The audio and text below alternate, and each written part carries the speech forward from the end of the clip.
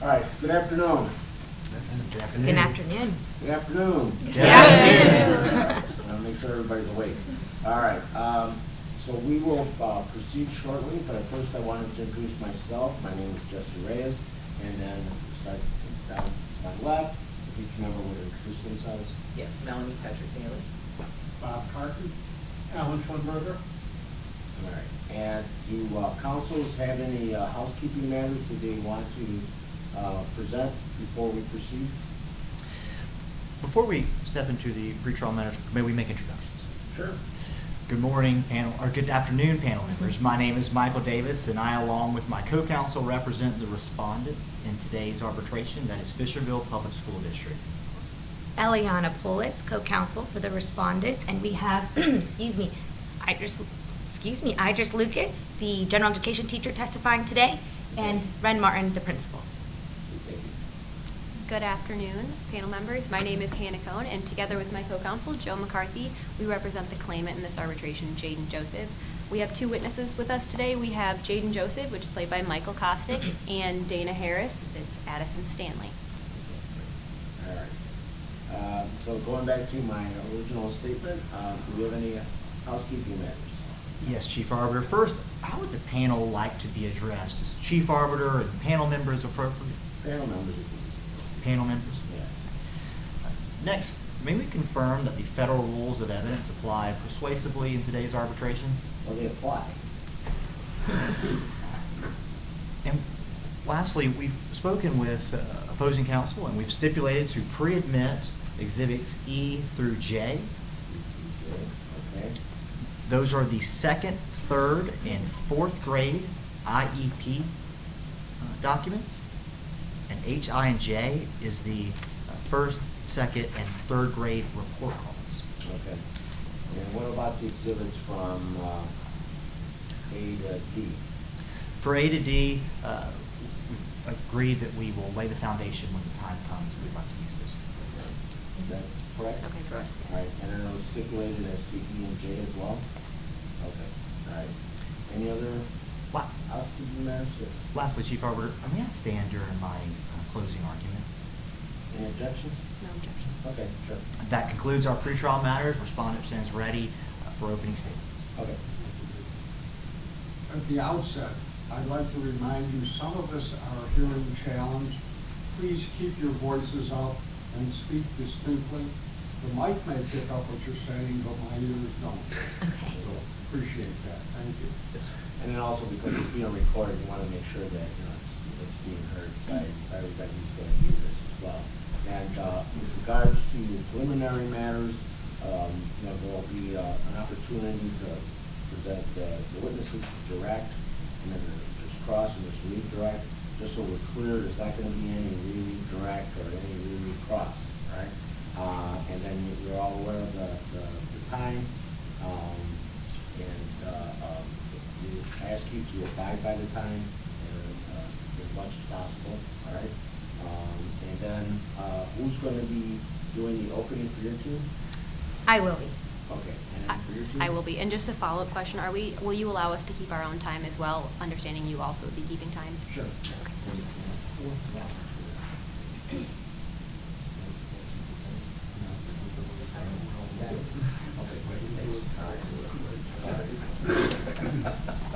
All right, and with that, are we ready to proceed? Yes, We are. Okay, all right. All right, members of the panel, as was noted in preliminary matters, my name is Hannah Cohn, and together with my co-counsel, Joe McCarthy, we represent the claimant in this arbitration, Jaden Joseph. Before we begin, it's important to establish that an IEP, the subject of today's arbitration, stands for an individualized education program. The purpose of an IEP is to create individualized strategies and annual measurable goals for students with learning disabilities. Accordingly, progress, both academically and behaviorally speaking, must be tailored to each student's specific needs and potential. In fact, in Andrew versus Douglas County School District, the United States Supreme Court has established that even mere de minimis forward progress is not sufficient to constitute a compliant IEP, and that this standard does not change based on success in a previous year. IEPs are about consistent progression, and today you will hear how Fisherville Elementary did not enable such progression. Because, members of the panel, what good is one step forward if it's followed by 2 steps back? The student whose progress we are discussing today is Liam Joseph. Liam is a kind and playful child, but his life has not always been easy. When Liam was just 2 years old, he lost his mother. At birth, Liam had his umbilical cord wrapped around his neck, depriving him of oxygen. Consequently, he now suffers from ADHD and a traumatic brain injury. When Liam started at Fisherville Elementary in kindergarten, he was behind academically. He struggled to make friends. It wasn't until he entered the special education classroom in 2nd grade that he actually started to progress. Once on his 2nd grade IEP, Liam started to make remarkable progress in the subjects in which he struggled the most: math, language arts, and reading. He was finally headed in the right direction. But that all abruptly changed when, going into 3rd grade, Fisherville Elementary decided to remove Liam from all of his special education classes. To no one's surprise, Liam's grades declined and his behavioral issues resurfaced. Not only did Liam not progress, as is required under federal law, but his performance either plateaued or even regressed. Despite this lack of progress, and despite the potential Liam showed on his initial IEP, Fisherville again insisted on keeping Liam out of the special education classroom for his 4th grade year. Today you will hear that this decision was not spearheaded by Fisherville's only special education teacher, Dana Harris. No, she will tell you her opinion was blatantly ignored. This decision was also not supported by Jaden Joseph, Liam's only parent, who will tell you he was repeatedly strongly verbalized his disagreement. Instead, this decision was unilaterally finalized by Fisherville's Principal Wren and general education teacher, Idris Lucas, both of which you will hear possess a 0 special education credentials. Members of the panel, what good is 1 step forward if it's followed by 2 steps back? This 4th grade IEP is the reason we all sit here today. We initiated this arbitration today asserting 2 claims. First, that Fisherville Public Schools failed to provide Liam Joseph with the appropriate level of special education services as is required under federal law. And second, because Fisherville either refuses to provide or cannot provide Liam with these services, they should cover or reimburse Jaden Joseph for the costs and expenses of sending Liam to Port Adair Academy. In this case, we have a burden of proof we must meet. As claimant in this arbitration, we must prove by a preponderance of the evidence the following 2 things. First, that 3 special education classes, along with in-class accommodations, was the appropriate level of special education services for Liam Joseph. And second, that Fisherville Elementary failed to accommodate. To meet our burden today, we will call 2 witnesses. Our first witness is Jaden Joseph. Mr. Joseph will tell you about his son and how, both academically and behaviorally, he struggled until he joined the special education classroom. He will explain that it was then, and only then, that Liam's grades and behavior started to improve. But Jaden will point out that despite this progress, Idris Lucas and Ren Martin decided to remove Liam from all of his special education classes for 3rd grade. Jaden will tell you how Liam wasn't happy, how his grades declined to the point that Jaden had to get him a private tutor, and yet Idris Lucas and Ren Martin still refused to allow Liam access to the special education room for the 4th grade. Finally, Mr. Joseph will tell you that this brought him to his breaking point. If Fisherville Elementary was refusing to provide his son with a reasonable accommodation, he would take him to a school that would. Our second witness is Dana Harris, Fisherville Elementary's special education teacher. Ms. Harris will tell you how deeply dedicated she is to her students. Ms. Harris will testify that when Liam first came to her attention, she was surprised his academic deficiencies hadn't been caught sooner. But once in the special education classroom, Dana will tell you that Liam was starting to make remarkable progress, but that this progress was abruptly halted when Fisherville chose to remove Liam from her classroom after less than 1 full year with her services. Finally, Ms. Harris will testify that despite being the only special education expert actively involved in IEP meetings, Fisherville decided to ignore her recommendation that Liam Joseph continue with the special education classes. What you will hear today will make clear that Fisherville Elementary did not enable adequate progress as is required under federal law. Despite watching Liam, a student with a traumatic brain injury, take one step forward, Fisherville seems to think this short stint of progress justifies watching their student fall 2 steps back. This is both morally and legally insufficient. Members of the panel, this is someone's child. Someone's student in the most formative years of his life being denied an effective foundational education he was legally entitled to by a school with all the resources necessary to provide it, by a school whose very own special education teacher was blatantly disregarded at the expense of this child, right when this child showed his first glimpse of growth, his first glimpses of being excited about school. This is someone's child who fell 2 steps back after finally taking 1 step forward. Claimant respectfully requests that this panel affirm Jaden Joseph's claims and grant our client the following relief. First, either require Fisherville to place Liam Joseph on an IEP identical to the one he received in 2nd grade, or alternatively, to reimburse or cover the expenses to send Liam to Port Adair Academy, totaling $14,000. And second, to award Jaden Joseph attorney's fees and any and all costs associated with this arbitration. Thank you. Counsel? Yes. Opening statement? Yes. Progress isn't perfection. This case is about a young elementary school student, Liam Joseph, a joyful kid with a bright future. And although he has some disabilities, the school is confident that through the current IEP plan, Liam will continue to meet his educational goals and over time surpass them. But this requires Liam to be in the least restrictive environment, a requirement of the Individual with Disabilities Education Act that prefers that students like Liam, to the maximum extent possible, be educated with students who don't have a disability. We recognize that this is out of Liam's comfort zone, but this is where he needs to be in order to continue to grow and progress. Today, my co-counsel and I represent the respondents, Fisherville Public School District. As representatives of the school, we represent the educators, the teachers, all of the people who teach our young children in our community, all of the people that cultivate the minds of our young ones. And with your help today, the school can continue to do that for Liam. Now today, the claimant asserts that the school failed to provide Liam with a free, appropriate public education. They have to prove that by a preponderance of the evidence, and that burden is theirs alone. They will fail to meet it. By the end of this proceeding, you will see that the school can accommodate Liam and will continue to provide Liam with a balanced educational environment.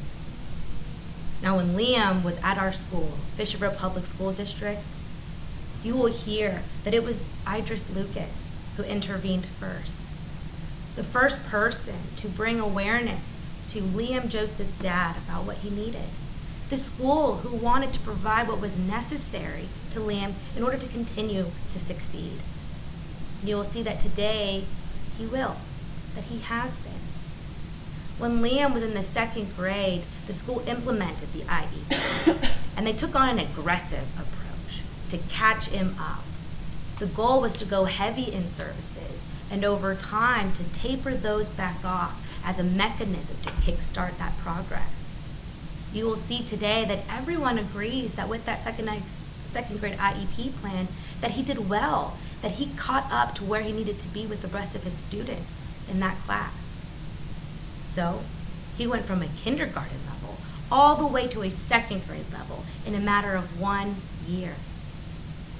With that progress, the school no longer felt it was necessary to continue to separate Liam in the special education classes, but they recognized the need to maintain the accommodations that were placed for Liam in the general education room, in an environment that was challenging, yet supportive.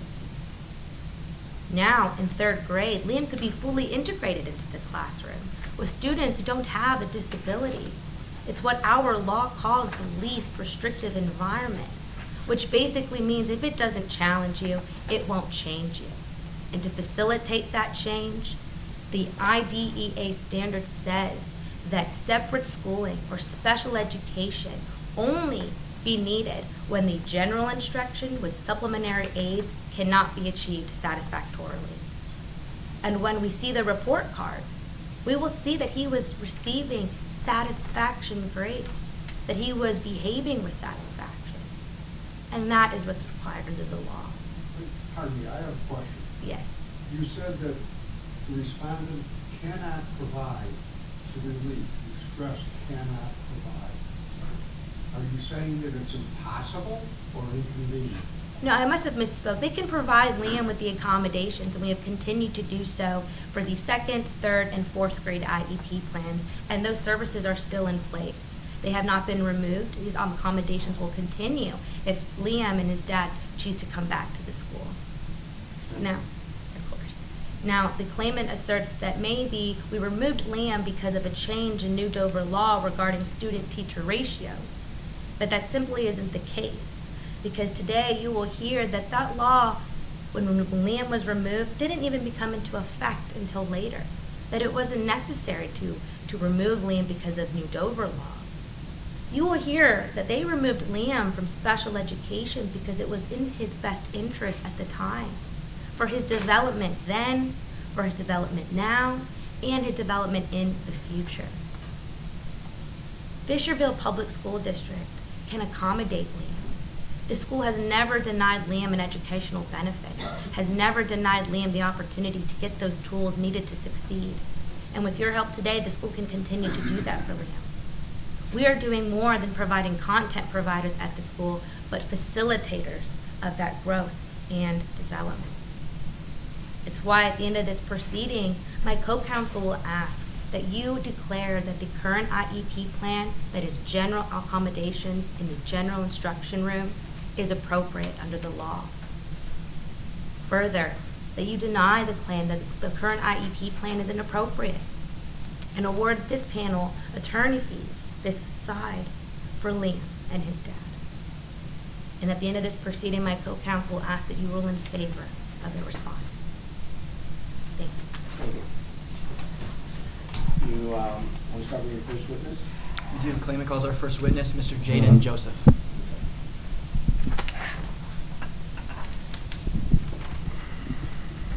Okay, Mr. Joseph, before you have a seat, please raise your right hand. You solemnly swear to tell the truth, the whole truth, and nothing but the truth throughout the day? I do. All right, have a seat, please. Keep your voice up loudly and clearly so everybody can hear you. All right, if there happens to be an objection, stop testifying until I rule on the objection, and then after that, I'll determine whether we should continue on in the form you will testify. Understand? Sounds good. Thank you. All right, Good afternoon, Mr. Joseph. Could you please state your name for the record? My name is Jaden Joseph. And can you tell the panel a little bit about yourself? I lived in Fisherville my entire life. I work here in town. I'm a single father to my son Liam.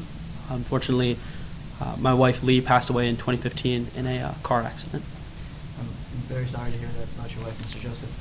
Do you have any other family in the area? Could you please speak toward the mic because I can't hear you when you talk again? Yes, sir. Or if you move the mic that way, maybe that you.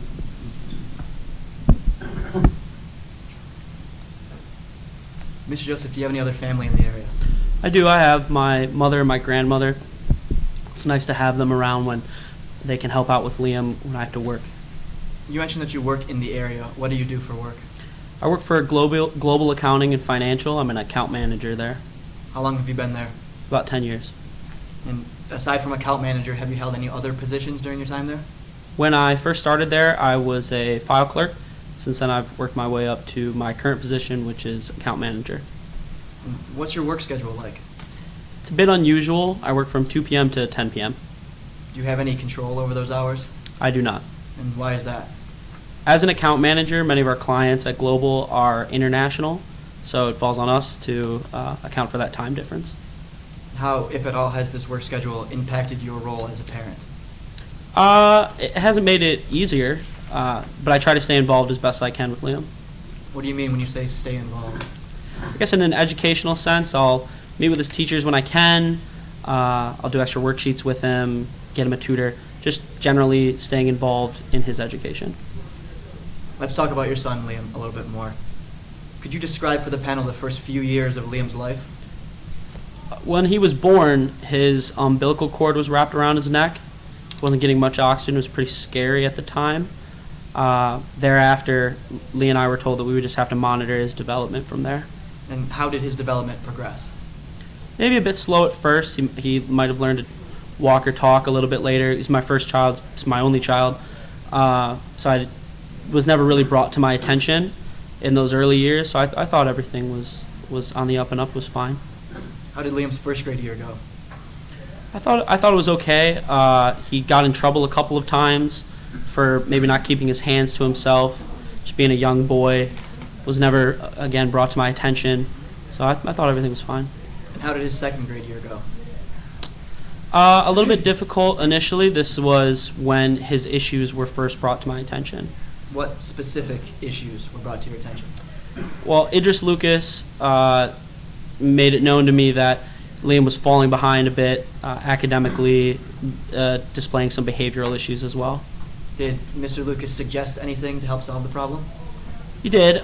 He suggested that we meet, so I took off work and we had that meeting. What was discussed at the meeting? He suggested that Liam be tested for a learning disability, and then again noted that he was falling behind academically, socially.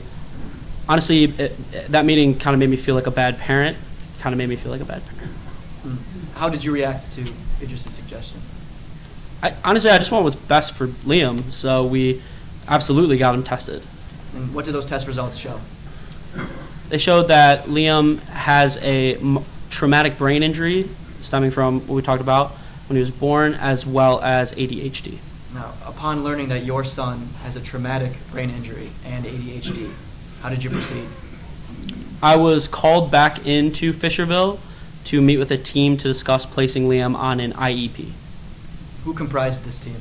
It was myself, Principal Martin, Idris Lucas, Dana Harris, who's the special education teacher, as well as the school district psychologist, Dr. Leroy Clark.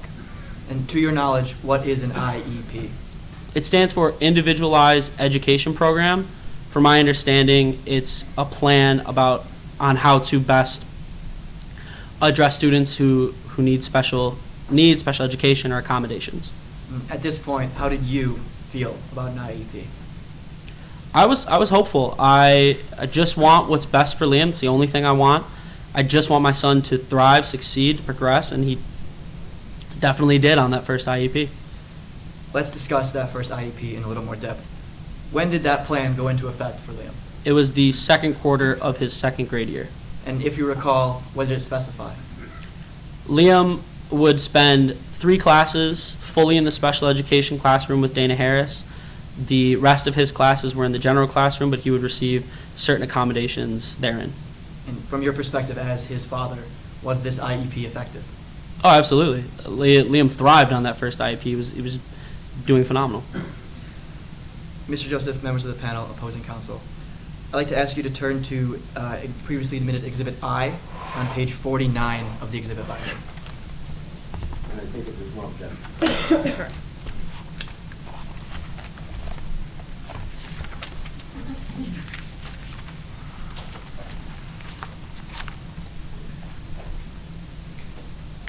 Mr. Joseph, do you recognize this document? I do. This is Liam's second grade report card at Fisherville.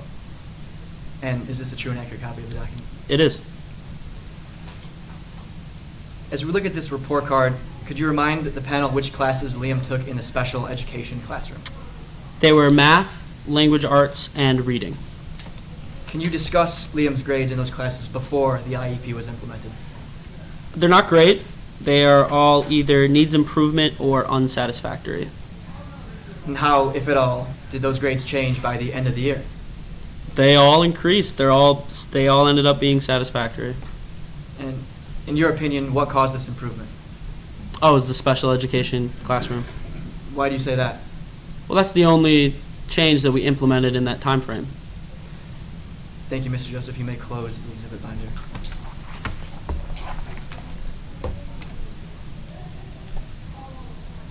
Now, Mr. Joseph, you mentioned Liam's change in demeanor on this first IEP. Could you elaborate a little bit about what you meant?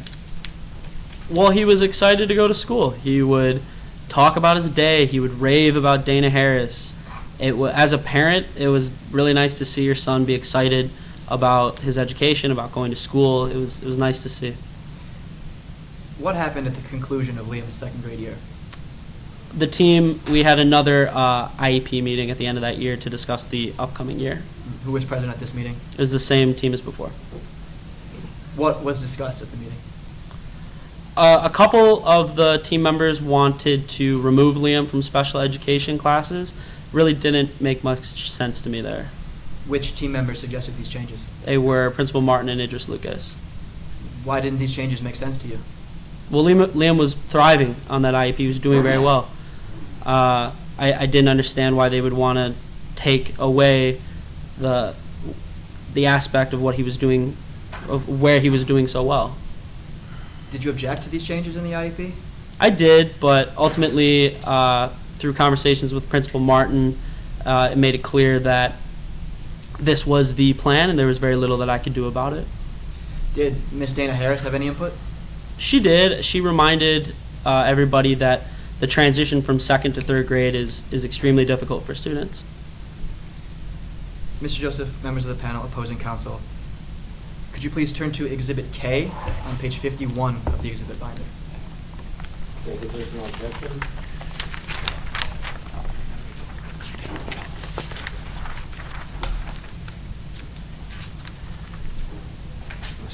Okay.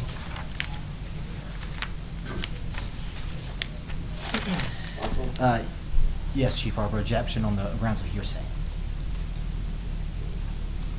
May I respond? One second. Just let me respond briefly. These are Mr. Joseph's own words in exchanges with Ms. Harris. He was a party to these conversations. All right, lay some foundation for this. Some foundation as in where these emails came from? These are email exchanges between Mr. Joseph and Dana Harris. To the witness. Just want to lay some foundation to the witness. Mr. Joseph, do you recognize this document? I do. These are the emails between myself and Dana Harris.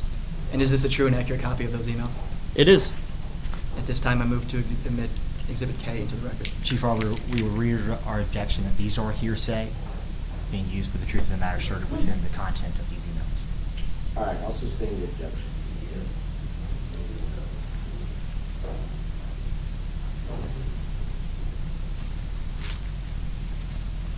All right, okay. I'll overrule the objection. Thank you, Chief Arbiter. Mr. Joseph, could you please turn to page 54 of Exhibit K and look to the second email listed?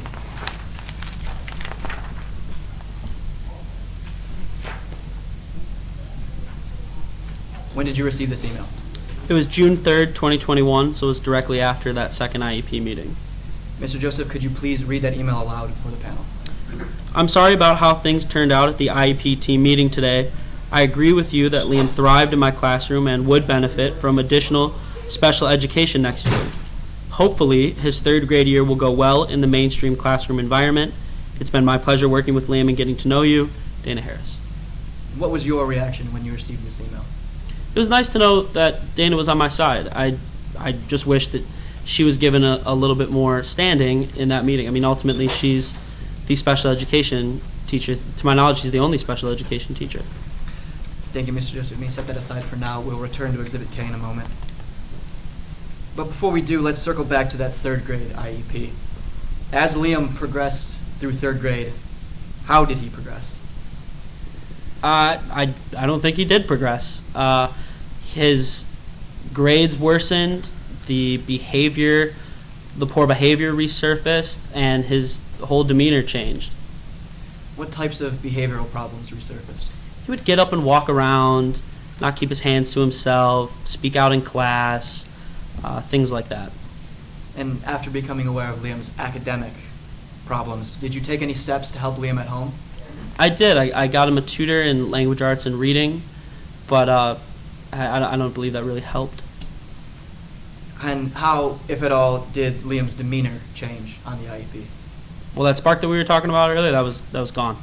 He wouldn't talk about his day. He seemed less interested in going to school. It is heartbreaking to see.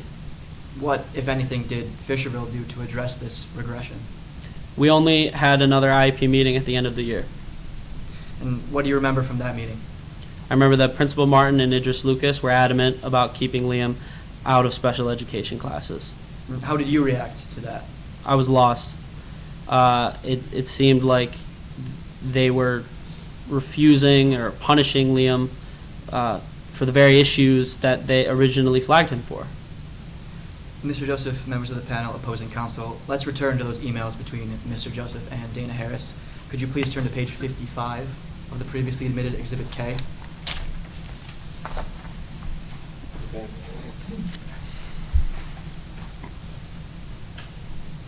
Looking to the email from Wednesday, June 8th, 2022, Mr. Joseph, what does Dana Harris say to you in that email? I'm sorry about how things turned out at the IEP team meeting today. I know you were frustrated during last year's IEP too. Liam did so well when he was in my class. I think he may benefit from being in at least some special education classes next year. As Liam's parent, you have rights. If you don't agree with the FPS IEP, maybe you could get some advice from someone who specializes in education law. I'll text you the name and number of a local lawyer, Dana Harris. Did Ms. Harris voice these concerns during the IEP team meeting in June 2022? She did, but it was definitely Principal Martin and Idris Lucas who were kind of dominating that conversation. How did you react to Ms. Harris's suggestion? I agreed with it. I wanted Liam to be placed in some special education classes. I mean, ultimately, I agreed with the special education teacher. How did you react to the changes proposed by Principal Martin and Idris Lucas? I mean, I was frustrated. It seemed like you have a student who is displaying problems and you get him help, does well on that help. You take it away, he regresses, and then you just do the same thing. You refuse to continue to help that student. It felt cruel. Did you make your concerns known to the IEP team? I did. I made sure to formally check that I disagreed with this IEP plan. Directly on the IEP plan, I checked that box that I did not agree. How did you proceed from here? I took Liam out of Fisherville and I enrolled him in Port Adair Academy. Why did you choose Port Adair Academy?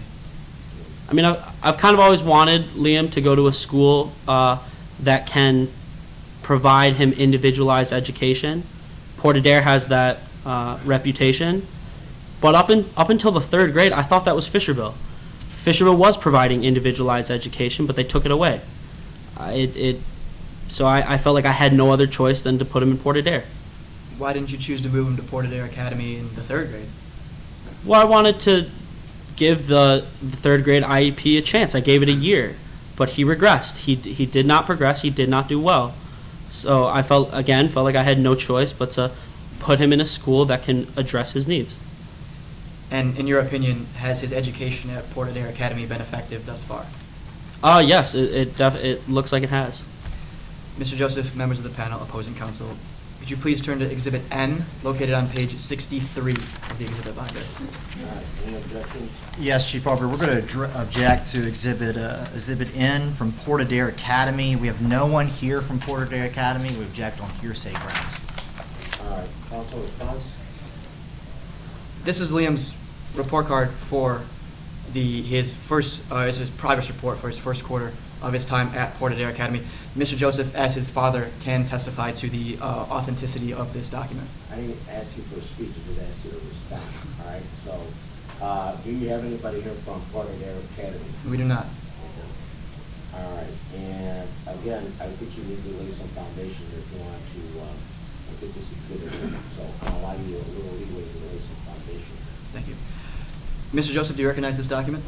I do. This is the fourth grade progress report from Port Adair. It gets sent to us and lets us know, as Liam's father, lets us know how he's doing thus far. And is this a true and accurate copy of the progress report? Yes. At this time, I move to admit Exhibit N into the record. Chief Arbiter, we re-urge our objection on hearsay grounds. If they're attempting to get it in on the business record exception, they need a custodian from Port Adair Academy. All right.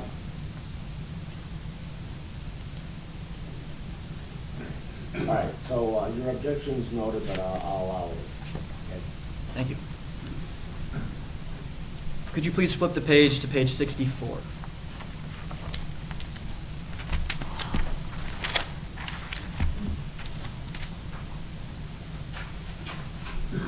Mr. Joseph, can you please read aloud his teacher's comments on the bottom box in that page? Liam is a joy to work with. He seems to have a good grasp on math and enjoys it.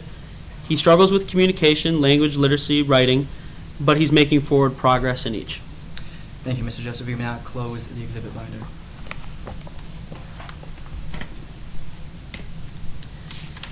Now, after enrolling Liam at Port Adair Academy, did you do anything else?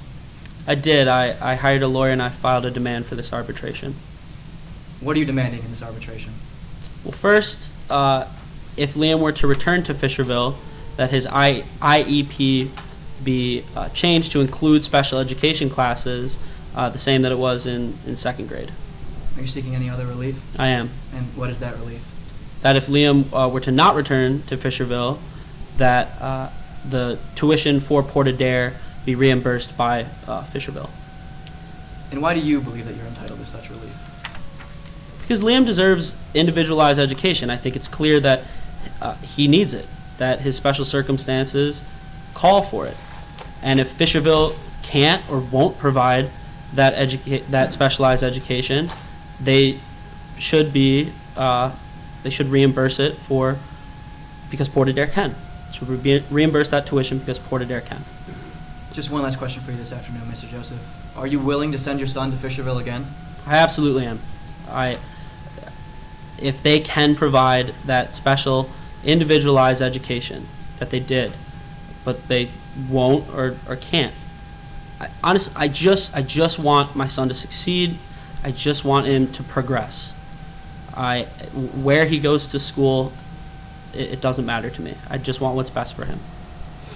Thank you, Mr. Joseph. I have no further questions. I pass the witness. Cross-examination. Good afternoon, Mr. Joseph. Good afternoon. Mr. Joseph, you yourself went to Fisherville Public School District, right? I did. And so initially, you trusted Fisherville with Liam, correct? I did. You yourself were not the first person to notice that Liam was having trouble in school. No, I wasn't there in school with him. So it was Fisherville Public School District, more specifically Idris Lucas, who was the first person to notice that Liam was having trouble in school? It was. And Mr. Lucas reached out to you multiple times before recommending that Liam get tested for learning disabilities, correct? He reached out to me, we had a meeting, and it was at that meeting where he suggested that, yes. You're aware that in Liam's first grade year, he was essentially failing all of his classes, right? He wasn't doing well, yes. You previously testified that you thought the first year he was doing, thought it was okay. Behaviorally, yes. Behaviorally. Yeah. But in his grades, your testimony is that you're aware that he was essentially failing all of his classes. Like I said, not doing well, yes. When Liam was placed on the second grade IEP plan and had the special education classes, you previously testified he, quote, he was doing phenomenal on the first IEP. He was thriving, yeah. So you'd agree he was exceeding expectations? I mean, I have the IEPs, I know what the goals were. In my eyes, he was doing very well. When Liam was on this first IEP, he wasn't full-time special education, correct? No, it was 3 classes. So for 3 classes, he was in special education, correct? Yes, And then for 3 classes, he was in general education. with accommodations, yes. With accommodation. So just half the day, he was in special education. Yes. And I'm glad you brought up the accommodations. You previously testified that you attribute the success of that first IEP to the special education classes, correct? I believe I said I attributed the success in those 3 classes to the special education classroom. Okay. And you previously testified and said that was the only change in that time. Is that right? For those 3 classes. But it wasn't the only change in that time, correct? Overall, no, but again, for those 3 classes, math, language, arts, and reading, that was the only change. But an additional change was also the accommodations that he was receiving, correct? In the other classes, yes. So it's very possible that the accommodations were part of that success, correct? Again, success in those other classes. I believe what I was referring to in the direct examination was specifically those 3 classes. The accommodations that Liam was getting on this first IEP included a desk near the teacher, correct? Yes, Textbooks at Liam's reading level, yes, the ability to ask and answer questions at the comfort of his desk, yes, 50% extra time on tests, yes, and the availability for movement breaks, correct? yes, When Liam was taken out of the special education program and back full-time in the general education program, he was still receiving textbooks at his reading level, yes, a desk near the teacher, yes, 50% extra time for tests, yes, the ability for movement breaks, yes, and the ability to ask and answer questions at his desk. yes, he was still received all of those same accommodations. And the 4th grade IEP plan, if Liam was to return to Fisherville, Fisherville continues to offer 50% extra time on task. Yes, The ability for movement breaks, yes, textbooks at his reading level, yes, the ability to stay at his desk and ask and answer questions. it does. Thank you. Turning now to the previously admitted emails, previously testified that Dana Harris said, I agree with you that he would thrive in the classroom, correct? Yes, But Dana Harris also encouraged you that Liam could also benefit from a fully integrated general classroom, right? I would have to look at the email or look at the conversation. I believe there was something to that effect. Okay. When Liam was taken off of the special education program, you eventually signed off and agreed, correct? For which IEP? For the 2nd grade IEP. For the 2nd grade IEP? I completely agreed with the 2nd grade IEP, yes. And for the 3rd grade IEP, going into the 3rd grade where Liam was taken out of special education, you once again agreed with that IEP. I did. Like I said, I wanted to give it a chance, but I gave it a year, and I believe that Liam regressed. And Dana Harris was part of the reason that you agreed because she encouraged you that he might benefit from a fully integrated general education classroom. She said that too. She also noted the difficulty, so I was a bit wary. The difficulty from 2nd to 3rd grade. When Liam was placed back fully in the general education classroom in the 3rd grade, you previously testified that his grades worsened, correct? They did. But that's not necessarily true, is it? I'm confused with what you're asking. I'll try to be more specific. From the 1st quarter to the 4th quarter of the year in math, he actually progressed. Is that correct? I would have to look again at the report card. I believe he did. Okay. Chief Arbiter, permission to use an enlargement of the report card? Which exhibit is that? This is Exhibit J. This is the 3rd grade report card on page 50. Okay. Any objections? There's no objections. Okay, you ready to do so?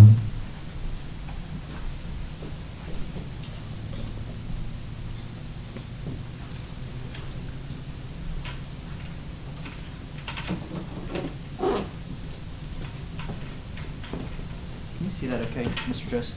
Can I also just look at it here? You sure can. I want to talk to you guys. I want to crane my neck.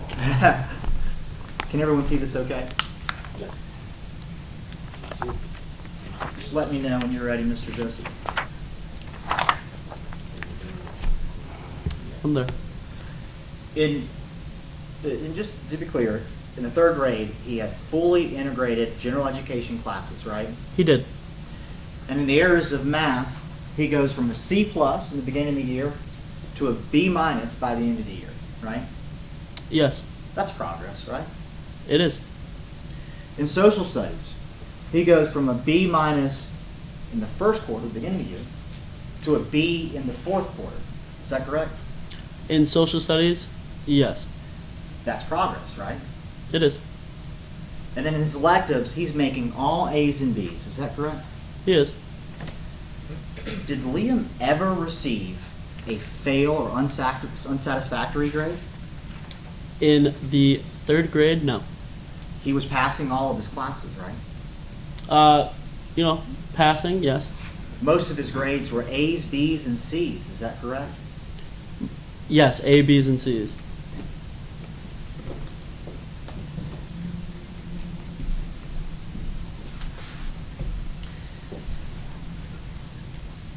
Mr. Joseph, if Liam were making straight A's, of course at that point you'd be comfortable putting him back in the general education classroom, right? If he was receiving straight A's, absolutely I would. If he were making a B average, of course at that point you'd be comfortable with him being out of the special education classes, correct? I would. If Liam were averaging C, which ranges from satisfactory to need some improvement, at that point would you be comfortable with Liam being in the general education classroom? I feel like at that point there would be more that goes into it. There's also this whole behavioral aspect to it. So I wouldn't want to speculate there. But if he was averaging A and B's, yes. Okay. And so just to be clear, you only want to start considering behavior when Liam's making C's. Is that right? That's absolutely not true. No, I would like to consider behavior fully, but I think behavior comes into a point more so if he's doing a C average. But you just testified that if he was making straight B's, at that point you'd be okay, and he could go back to the fully integrated classroom. You didn't mention anything about behavior, correct? I did say that. Okay. Mr. Joseph, isn't it true that even before you realized that Liam had learning disabilities, you always wanted him at Port-Adair Academy? Port-Adair Academy, a school that can provide individualized education. Yes, I want him to receive individualized education. But more specifically, Port-Adair Academy, you've always wanted Liam at Port-Adair Academy specifically, even before you realized that he had learning disabilities, yes or no? Yes. No further questions. Okay. Redirect.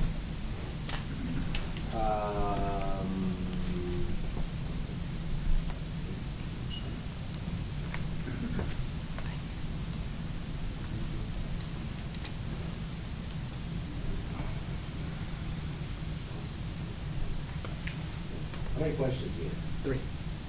All right, 3. Three. Yes, Not sir. 3 plus 3. Yes, sir. Mr. Joseph, opposing counsel, had you read Liam's grades for social studies and his elective classes? Did Liam take any of those classes in the special education classroom? No. Mr. Joseph, one last question for you. Could you please explain to the panel why you chose to send Liam to Port-Adair Academy over Fisherville? They have a reputation for providing individualized education. I want Liam to receive the individualized education that he needs, that he requires. Up until 3rd grade, that was Fisherville. If Fisherville can do it again, he goes to Fisherville. Thank you, Mr. Joseph. No further questions. Thank you, Mr. Joseph. Have a seat, please. Thank you. Do you have any other questions? We do. We would next like to call Dana Harris. Ms. Harris? You raise your right hand. Do you solemnly swear to tell the whole truth and nothing but the truth, so help you God? I do. All right, I have a seat, please. And again, just as an admonishment, keep your voice up loudly and clearly, so everybody can hear you. And then also with regards to any objections that are made, stop testifying and let me take care of the objection, go on one way or another before you continue testifying, okay? Yes, sir. All right, thank you. You may Okay. proceed. Good afternoon, Ms. Harris. Would you please introduce yourself to the panel, spelling your last name? My name is Dana Harris. Last name is Harris. Ms. Harris, what do you do for work? I am the special education teacher at Fisherville Elementary. How long have you taught there? I've been there for 8 years now, since 2014, a while. Is Fisherville the only school you've taught at? I actually also did some student teaching when I was going through my education process, and that was at Port-Adair Academy, so I have had experience at other schools as well. What did you do before you started teaching at Fisherville Elementary? Before I was teaching, I was in school. I got my bachelor's in elementary education, and then I went back to get my master's in special education. Are there formal requirements to be a special education teacher in New Dover? There are, and I have satisfied all of those requirements. And how much of your career has been spent in special education? The entirety of my career has been dedicated to special education alone. Let's talk about your work at Fisherville. Are there other special education teachers at the elementary school? There are no other special education teachers. We do have 2 paraprofessionals on staff, but they can't teach classes or carry caseload, things of that nature. So I'm the only actual special education teacher. So how many students do you have in those caseloads? Throughout my career, that's varied. I've had as little as 18 or as many as 36 on my caseload at one time. How much time do IEP students spend in your classroom each day? What they actually spend with me in the special education classroom will vary based on their IEP. It could be as little as 0 classes and they just get in-class accommodations, or they could spend their entirety of their day with me. Could you explain for the panel a typical day for a special education teacher? It can be a bit of a whirlwind, being the only teacher, and sometimes our caseloads are pretty hefty. It can be difficult, but I love it. In a single class period, for example, I'll teach a variety of students at once, all in the same subject, but I will tailor their education to the specific curriculum outlined in their individualized education plan. So how does one get selected to be in your classes? Students get directed to my classroom through their IEP process. Are you involved in formulating the IEP? I am, yes, I'm a part of the IEP team. And what, if any, is your involvement after the IEP is formulated? So after we decide on the program for the student, I stay on the team for the annual meetings. In the annual meetings, we check in, make sure the plan is still working, or revise it if needed. And then beyond that, I'm often the point of contact for the students' parents with the school. Ms. Harris, like to move on to Liam. Do you know the claimant in this arbitration? I do. How? Jaden Joseph is the father of one of my former special education students, Liam. And when did you first meet Liam Joseph? Liam first came into my classroom in 2020. It was his 2nd grade. If you know, what led to the decision that Liam may need special education services? There were some red flags in Liam's 1st grade report card, as well as his behavior. From your recollection, was Jaden Joseph open to the idea of special education services? He absolutely was, and it's a really difficult thing for parents who are new to this whole process, but Jaden always did whatever he needed to get Liam tested and put him on an IEP, even when some of my peers made it difficult. So what was included in Liam's first IEP to address these issues? Liam's first IEP, which he was on for his 2nd grade year, included, like you've heard today, 3 special education classes spent with me. That was reading, language arts, and math. And then beyond that, you had all of the accommodations listed earlier in the general classroom. And did you agree with this initial IEP? That first plan? Absolutely, I did. And how did Liam do with these arrangements? Liam did great. He made great growth, both academically and behaviorally. Can you elaborate? Academically, he was definitely moving forward in some of his problem areas, which we really like to see. Behaviorally, we saw some of those disruptive behaviors die down a bit. He wasn't quite there yet on either front, but he certainly was making progress. In what way was Liam lacking academically? He was still receiving some unsatisfactory sort of grades in those core classes that we talked about, which we don't like to see. So that was kind of a red flag still, but progress nonetheless. And why was he lacking behaviorally? Behaviorally, he would still engage in some of those disruptive behaviors, speaking out, poking friends, that sort of thing. And how would you assess overall your relationship with Liam during the 2nd grade year? It was great. He was a pleasure to have in class. Did you touch base with Jaden throughout the year? I did. I would provide Jaden with check-ins, which he always seemed happy to receive. Ms. Harris, let's talk about Liam's 3rd grade year now. When was the meeting to discuss this 3rd grade IEP? We would have created Liam's 3rd grade IEP in June of 2021. And who was in attendance at this meeting? That same group we've talked about earlier, so Idris Lucas, Ren Martin, myself, Dr. Clark, and Jaden Joseph. What was recommended for Liam? For Liam's 3rd grade, it was decided that Liam would be taken out of those special education classes. He would retain those in-class accommodations for the general classroom, but he would not be in my class any longer. Based on the past year you had just spent with Liam, did you agree with these changes? I really didn't. While Liam had certainly made progress, he still had some room to grow, and I really thought he would have benefited from remaining in my class for at least a few courses. Did you vocalize these concerns? I did. I didn't say a ton in the meeting, but I certainly made my recommendation clear that I thought Liam should still be in some special education classes. Ms. Harris, members of the panel, opposing counsel, I'd now like to ask you to turn to previously admitted Exhibit F on page 40 of the exhibit binder.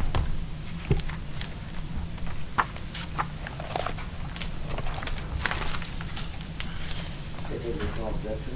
No objection, it's pre-admitted. May proceed, counsel.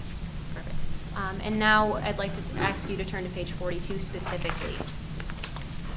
Ms. Harris, given your familiarity with IEPs, can you summarize what this chart here outlines for Liam's third grade accommodations?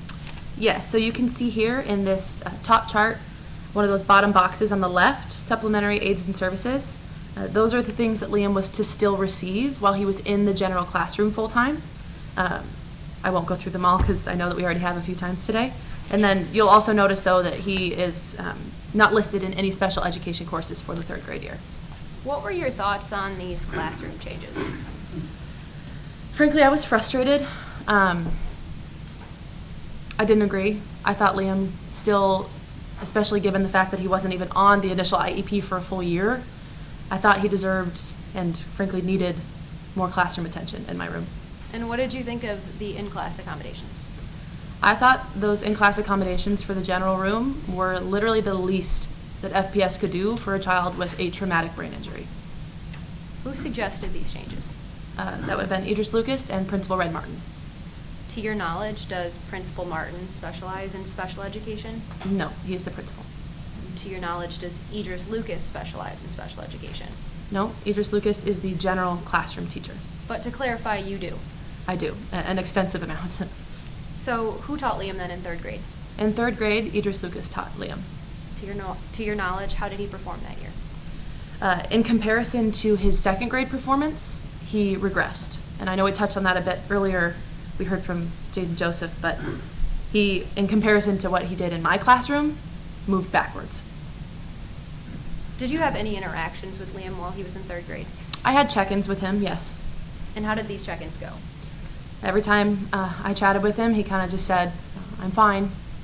How would you compare these interactions to those you had with him the previous year? They were tough because I think he certainly lost that spark I saw in him when he was in my classroom in his second grade. Ms. Harris, let's move on to the final IEP meeting. When did this last one before fourth grade take place? The IEP meeting for Liam's fourth grade year would have been again in June, but of 2022. And who was in attendance at that meeting? That same group. And what was the suggested plan? Again, it was suggested by some of my peers that Liam Joseph stay out of special education classes.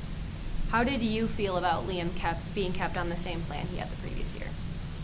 I mean, we had seen the regression from his second grade year on the initial plan to the third grade year on the new plan. And, you know, I just like Jaden, gave it a chance. And it was clear that based on Liam's potential, this new plan was not allowing for his growth. And in my time as a special education teacher, I feel pretty strongly about when a student needs additional services. And I do believe that Liam Joseph needed those additional special education classes. How did Jaden react to this? He was upset, and he reached out to me after the meeting to tell me as much.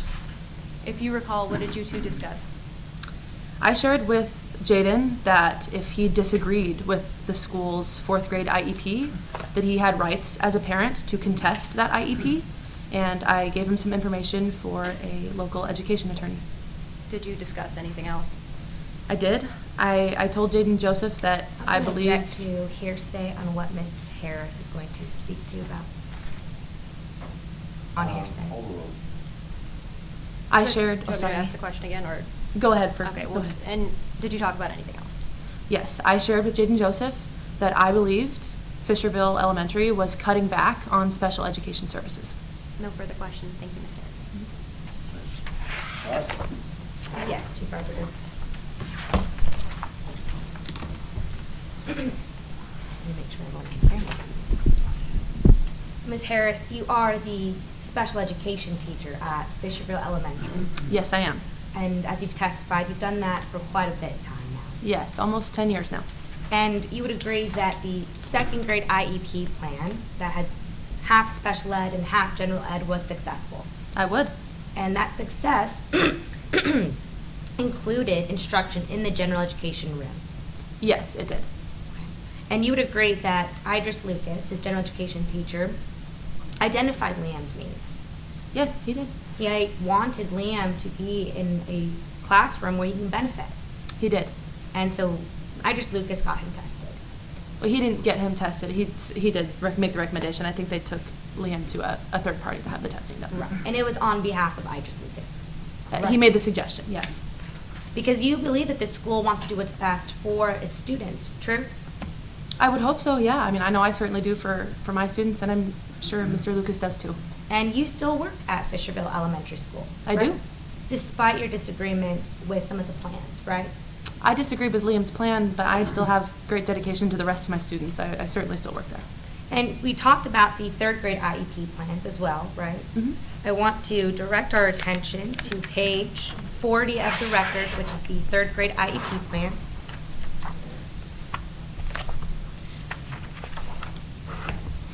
And if we could turn to the last page, which is on page 43 of the record, you see that there's a statement of disagreement at the bottom, right? I do. And you didn't disagree with the plan, right?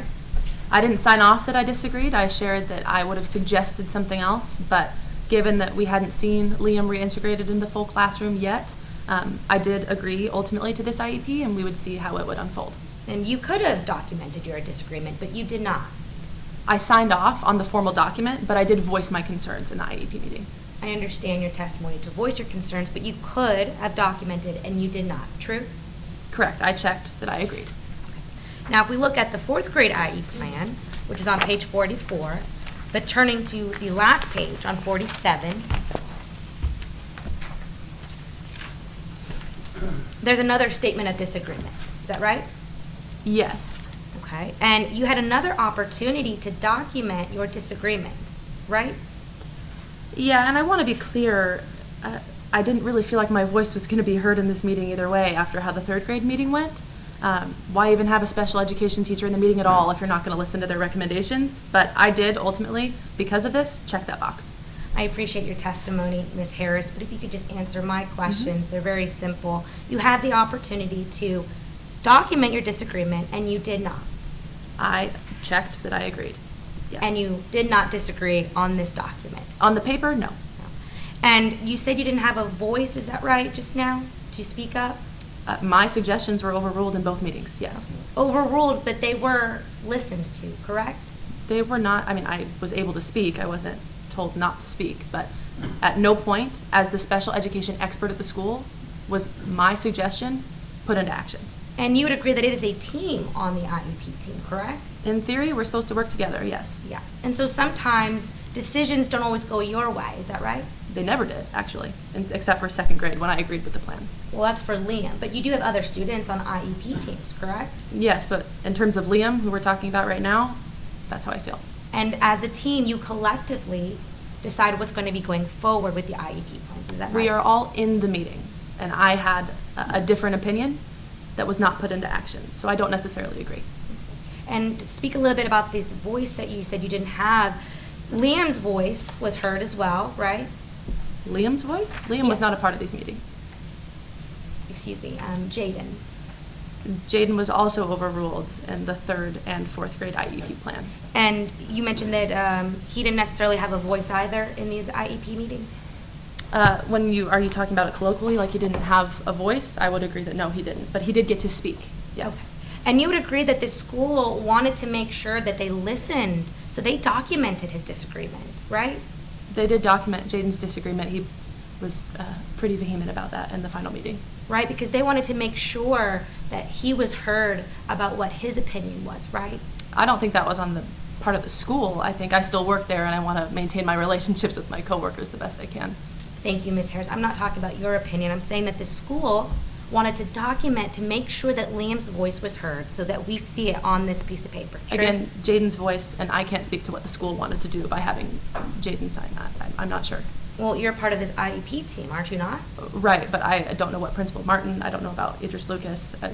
I'm not asking about Ms. Lucas or Principal Martin. You are a part of the team, Ms. Harris, isn't that right? Correct, but I don't represent the school itself, which is, I believe, what you asked me. No, I asked you on this documentation, Mr. Joseph's documents and his needs were documented on this piece of paper, yes? Yes, his were. Okay. Now I want to talk a little bit about your check-ins that you had with Liam. Those check-ins were very brief. They were brief, yes.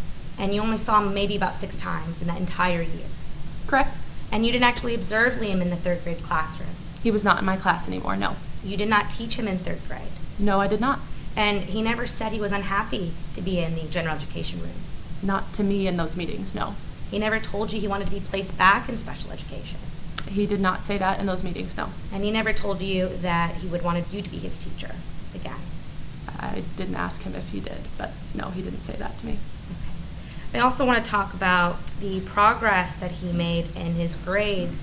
You would agree that in the 3rd grade he was getting passing grades, right? In the 3rd grade, yes, he was still passing. I don't know if I'd say with flying colors, but he was passing. If we could direct our attention to page 50 of the record.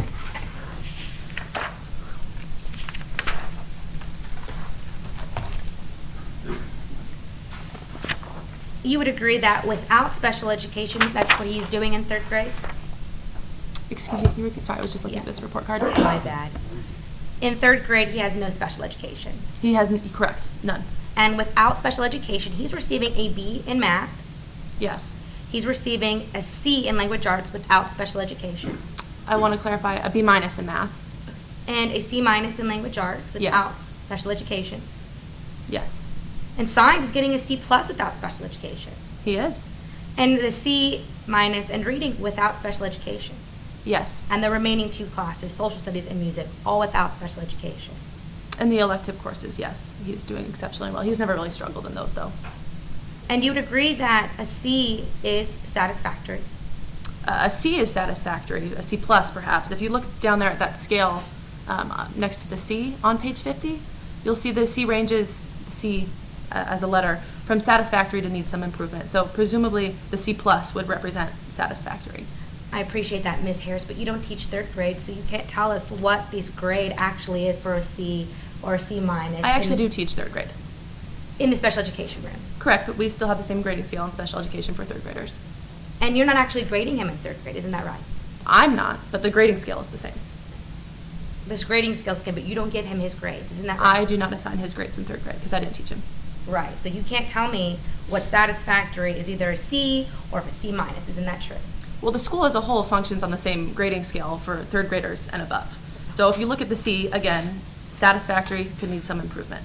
Presumably, the need some improvement end would be a C-, and the satisfactory end would be closer to a C+. Presumably.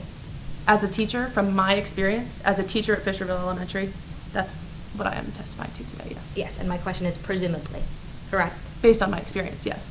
And you would agree that he was getting Bs without special education? Some Bs, yes. And Bs are towards the top of the grading scale, isn't that right? Right, but he didn't get a flat B in any of his problem area courses, just the ones that he's typically done fairly well in. Okay. Now, he passed the 3rd grade He did pass, yes. without special education. He still had some accommodations, like we mentioned, but he was not in my class, no. So he passed the 3rd grade without special education? Special education classes, yes. Yes. No further questions. Okay, good direct. Just one brief question. Okay. Ms. Harris, whose opinion do you believe should carry the most weight in an IEP meeting? Well, as was alluded to, it's an IEP team. So in theory, we're supposed to all work together to come to a collective decision based on all of our expertise in teaching and administration and as a parent. But when we're deadlocked in a situation like this, 2 against 2, it's an unfortunate situation. But I do believe that the wishes of the parent of the child in question, as well as the experience of the only special education expert at Fisherville Elementary, should probably carry more weight in deciding how a special education student will be treated. Thank you. No further questions. Okay. Okay. Any other witnesses? Claimant rests. Respondents? Yes, Chief Arbiter. Respondents call Idris Lucas.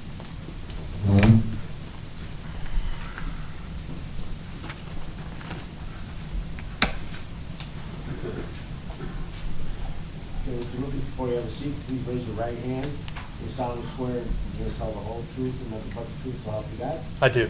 And you see, and again, as I mentioned to all the other witnesses, please keep your voice up loudly and clearly so everybody can hear you. And if there's an objection made during testimony regarding who makes the objection, please wait until I rule on the objection, okay? Yes, sir. All right, may proceed, Counsel. Thank you, Chief Arbiter. Good afternoon, Mr. Lucas. Mr. Lucas, would you please introduce yourself to the panel? Hi, my name is Idris Lucas. And Idris, how do you know Liam Joseph? Liam was a student in my 2nd and 3rd grade general education classes. How long have you been teaching? I've been teaching for about 27 years now. In those 27 years of experience teaching, do you have any experience working with kids with disabilities? I have worked with many children with disabilities over the 27 years, yes. What experience is that?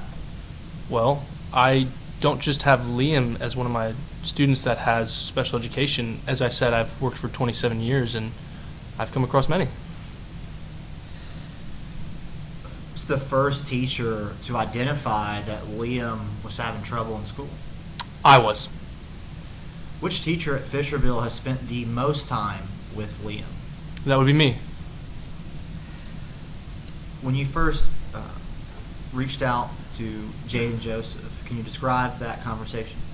Yes, so I reached out to Mr. Joseph regarding Liam in his class. I believed that he was having some trouble learning, and so I suggested that he get his son tested for any learning disabilities. When it appeared that Liam had those learning disabilities, what was your recommendation? I recommended that he get him tested, and once we found out that we saw those learning disabilities, we convened an IEP meeting, which we established earlier as an individualized education plan. Before this IEP meeting, what were Liam's grades like in the 1st grade? Well, he was essentially failing in the 1st grade. How would you describe the success of Liam in the 2nd grade? I mean, the plan was fantastic. He caught up. How would you describe Liam's grades in the 3rd grade? Well, he was progressing. He was moving forward. When Liam was in the 3rd grade, what special education classes did he have? He didn't have any special education classes. When Liam was in the 3rd grade, what accommodations did he have? He still had the same accommodations that he received when he was in 2nd grade. He still had those ones in 3rd grade.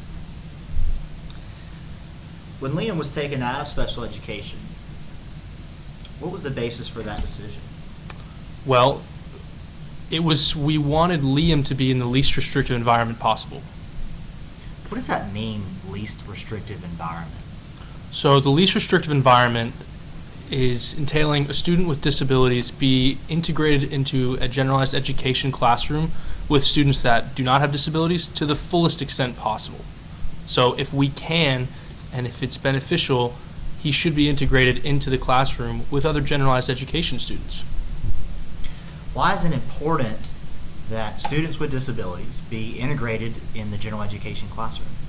Well, at Fisherville Elementary School and the overarching Fisherville Public School District, our goal is to form and to teach students to be fully functioning, independent adults.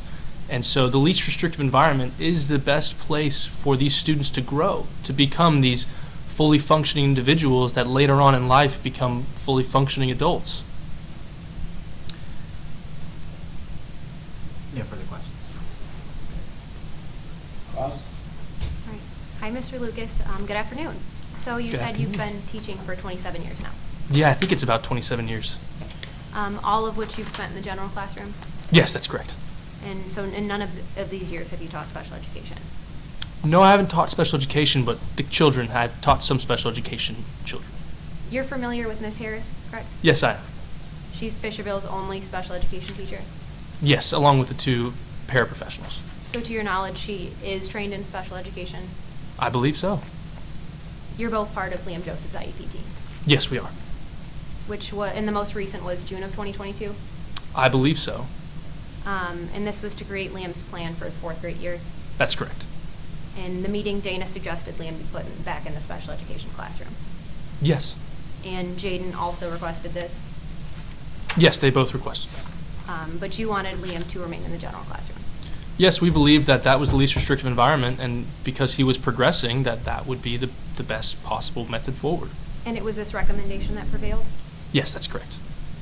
So you mentioned you've been teaching for 27 years now, you said, right? Yes.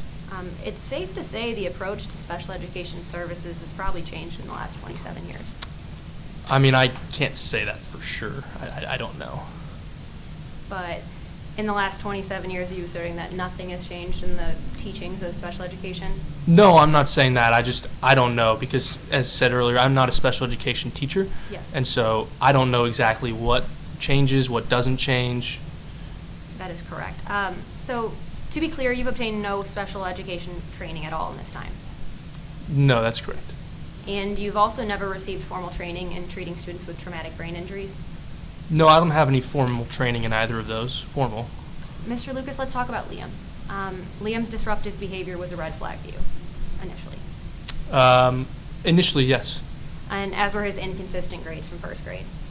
Yes, those were both red flags for me. In fact, you asked him to read aloud as little as possible. Well, I went to his desks for questions to respond to them because I felt that it would be best if I went to him individually, if he had questions.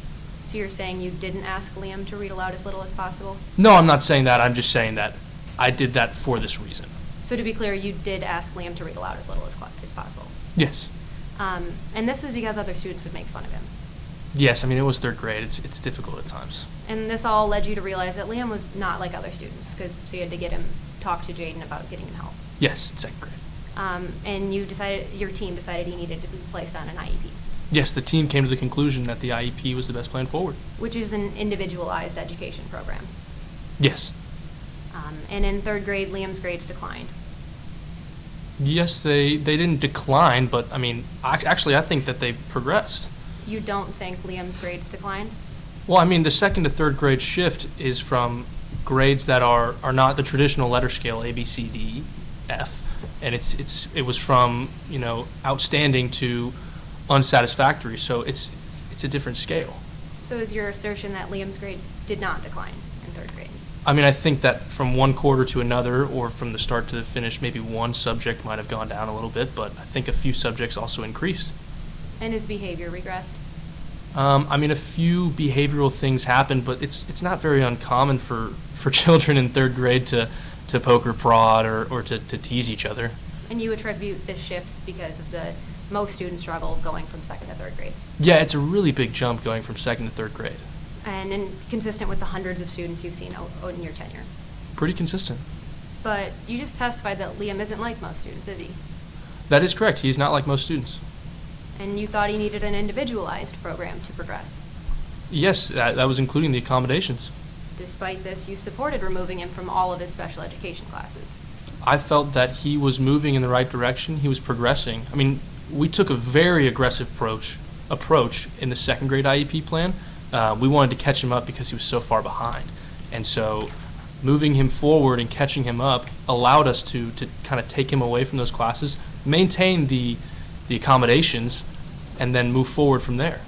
To be clear, Mr. Lucas, you supported removing him from all of his special education classes, though, yes? Yes, I did. And in that same year, he had to make the jump to third grade?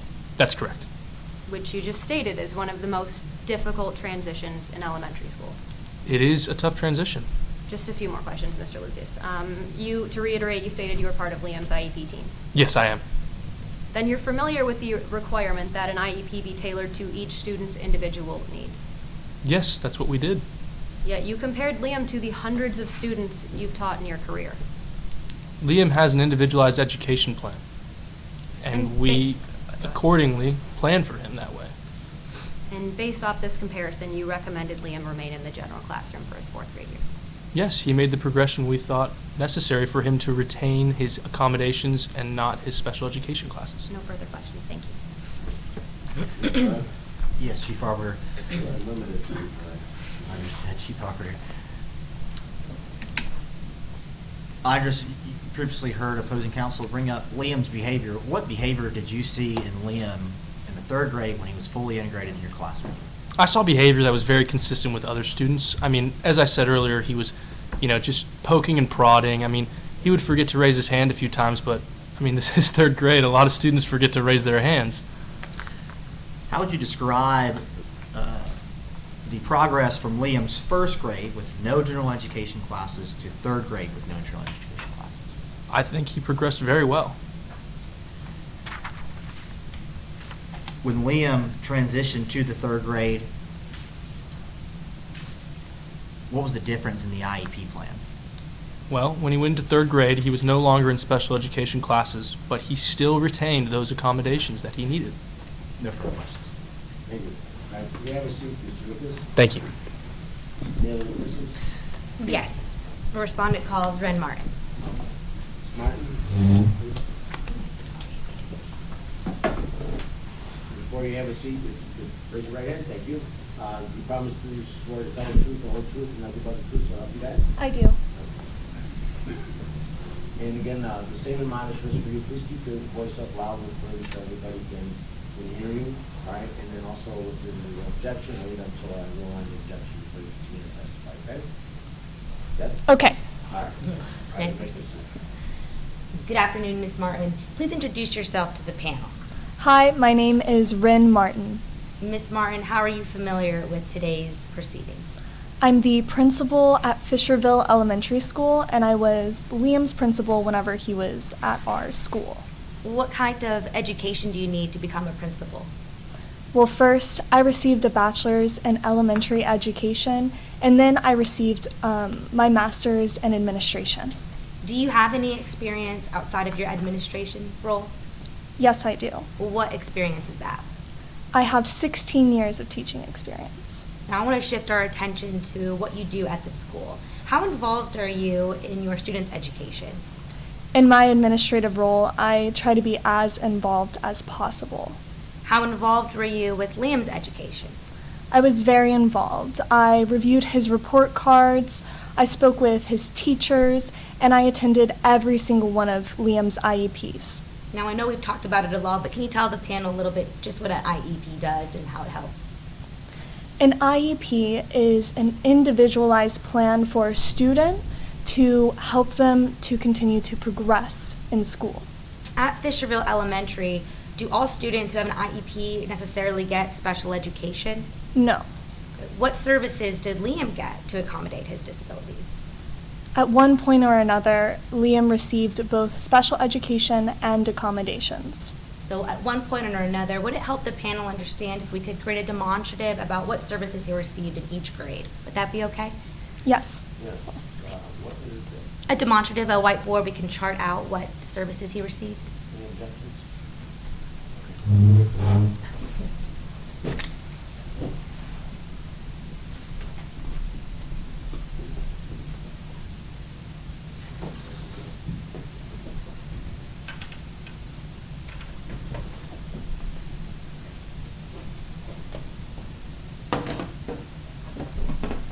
Will everyone be able to see that okay? Anyone want to see it? You want me to move back? All right, not moving fine. Now, Ms.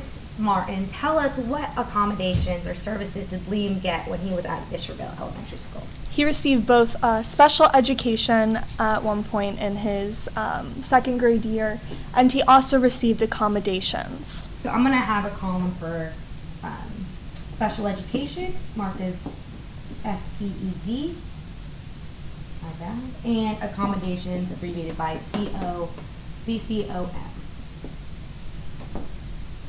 Now let's start from the beginning.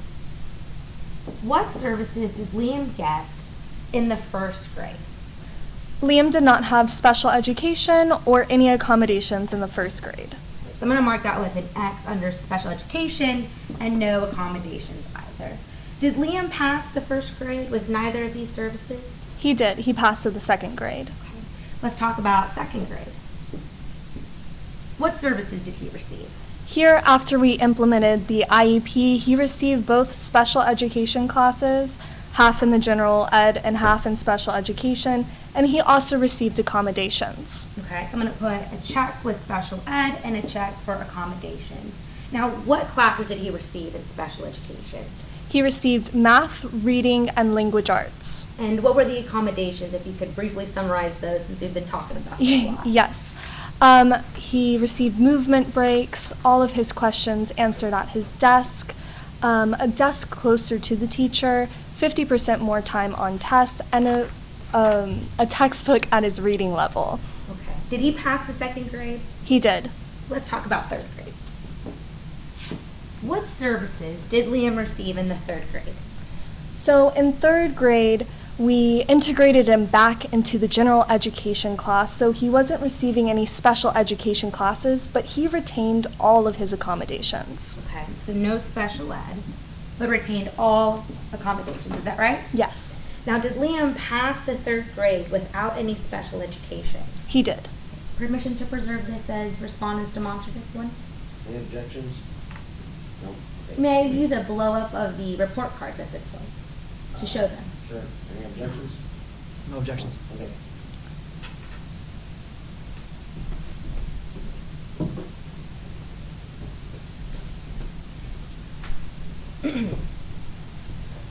I'm gonna scoot over here now, so we can all see them together.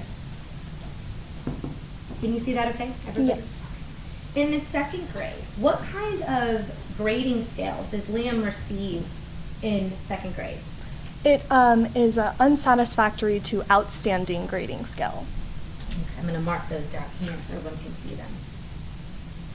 And in the 3rd grade, what kind of grading scale does Liam receive? In 3rd grade, it shifts to a more traditional grading scale from an F to an A. Okay, it's down here. Yes. When Liam was in special education, and I want to compare these two. What kind of grades was he receiving? Whenever he was in special education, Yes, I'm sorry, right here, 2nd grade. yes, he was receiving satisfactory, needs improvement, and he was even receiving an outstanding in his elective classes. What does an S mean? What's the definition? An S stands for satisfactory. Okay, so I'm going to underline that. And in 3rd grade, is there a definition for satisfactory? Yes, if you look at C, the grade letter C, it is satisfactory to need some improvement. Okay, so I'm going to highlight that as well. Now, Liam has the same definition on both sides, relatively. Is that right? Yes, he also has the needs improvement on his 2nd grade. Okay, Yes. so I've underlined that. Now, comparing the definitions to these two, what kind of grades is Liam getting when you look at the grades? Well, in his 3rd grade year, he was receiving satisfactory to needs improvement, and he was also receiving B, which is good. And the grade that he was getting good in, and C's, did he have that with special education? He did not. So the progress that we see without special education, is that improvement? Yes. Is that progress? Yes. Permission to preserve these as demonstratives as well.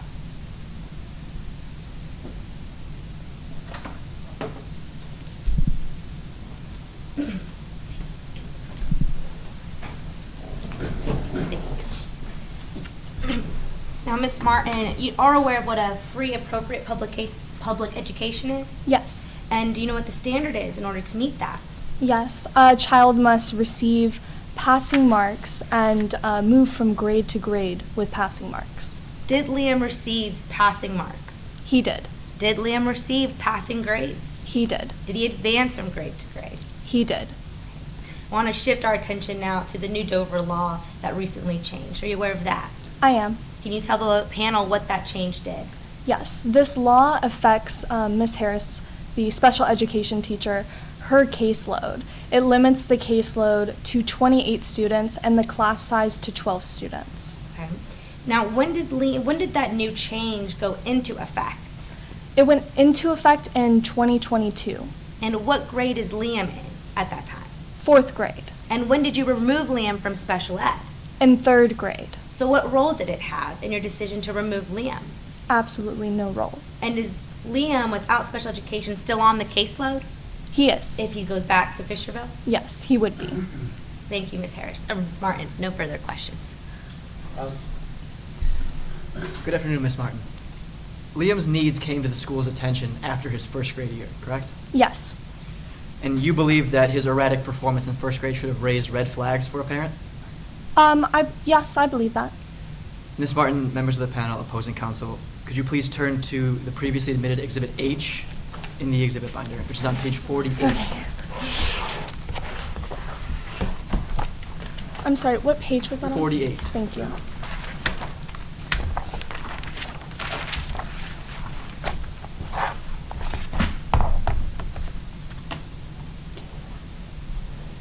Ms. Martin, do you recognize this document? I do. And this is Liam's first grade report card, correct? It is. Looking at this report card, Liam earned numerous needs improvement grades, correct? Yes, and unsatisfactory. 2 unsatisfactory grades. Yes, at the very end of the quarter. Yes, but there's also several grades that are S or above, correct? Yes. And this was the inconsistency that you thought should have raised red flags for Mr. Joseph. It was mostly the unsatisfactory that would be more towards like a failing. But nevertheless, this was one of the reasons that Liam was placed on an IEP, correct? Yes. Well, the reason he was placed on an IEP is that he received testing on the advice of Idris Lucas. The testing as a result of this erratic performance. Well, yes. The unsatisfactories. Thank you, Ms. Martin. You may set that aside for now. We'll come back to it in a moment. The initial IEP for Liam had him in 3 special education classes, correct? It did. And his grades improved on that initial IEP. Yes. And his behavior improved as well. Yes, it did. And that's the goal of an IEP, correct? Yes. And despite this goal, Liam's IEP was altered. Yes, it was. Let's now circle back to Liam's grades. If you could flip to Exhibit J, which is on page 50 of the exhibit binder.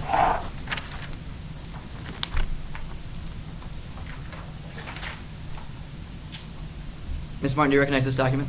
I do. This is Liam's 3rd grade report card, correct? It is. Let's begin by looking at the grading key at the bottom, as you testified earlier. And a C ranges to satisfactory to needs some improvement, correct? Yes. So presumably a C minus would be at the end of that spectrum. Yes. So a C minus would indicate needs some improvement. More towards that level, yes. Looking at this report card, there are 6 grades that are C minus or below. Collectively? Yes. Yes. Which, as you said, are all equivalent to needs some improvement or worse in the case of the D plus. Well, the C's are closer to, they're in the satisfactory to need some improvement range, yes. Nevertheless, you just stated a C minus would be closer to needs some improvement. It could be closer to. On this report card, Liam also earned several B's, though, Yes, he did. and even some A's. Yes, he did. So, in fact, this report card had the same sort of erratic behavior that should have raised red flags in the first place. No, because he wasn't receiving any unsatisfactory, which would be a fail. Ms. Martin, this report card's all over the place. It goes from a D plus to an A minus. This can't be anything, you can't consider this consistent, can you?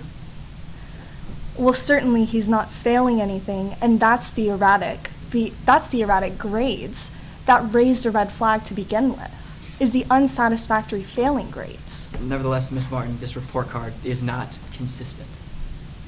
Consistent A's, consistent B's, consistent C's. Well, it is consistent B's and C's and A's and B's in his electives. Ms. Martin, let's move on from grades. Let's talk about goals of an IEP. You believe that goals are also important to consider for an IEP's success, correct? Goals, yes. Members of the panel, Ms. Martin, opposing counsel, could you please turn to Exhibit E, which is located on page 36.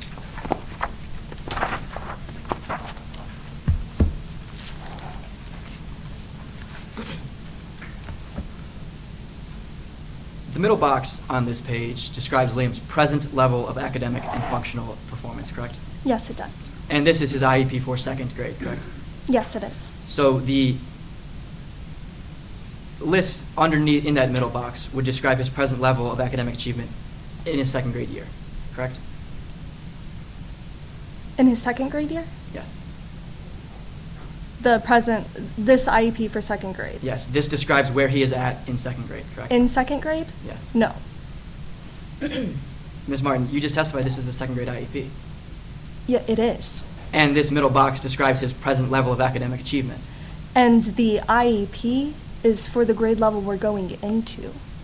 Yes, this IEP was implemented in the 2nd quarter of Liam's 2nd grade year on October 13th, 2022. Yes. So this would describe his present level of academic achievement at that time. Yes. In his 2nd grade year. Yes. Yes.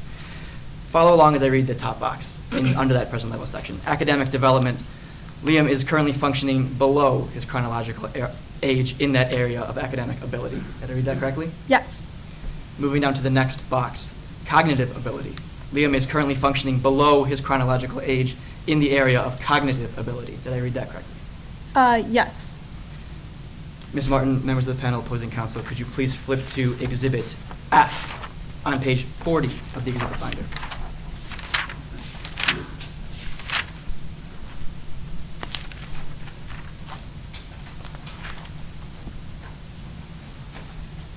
Ms. Martin, this is Liam's third grade IEP, correct? Yes, it is. So the present level of academic achievement and functional performance box would describe his ability before his third grade year, correct? Yes. Or at the conclusion of his second grade year. Yes. Follow along as I read in that top box again. Academic development. Liam is currently functioning at his chronological age in the area of academic ability. Did I read that Yes. correctly? And cognitive ability. Liam is currently functioning at his chronological age in the area of cognitive ability. Did I read that correctly? Yes. So from second grade to third grade, he went from functioning below to functioning at his age in those two subjects, correct? That's true, yes. Ms. Martin, members of the panel, opposing counsel, could you please flip to Exhibit G, located on page 44 of the exhibit binder?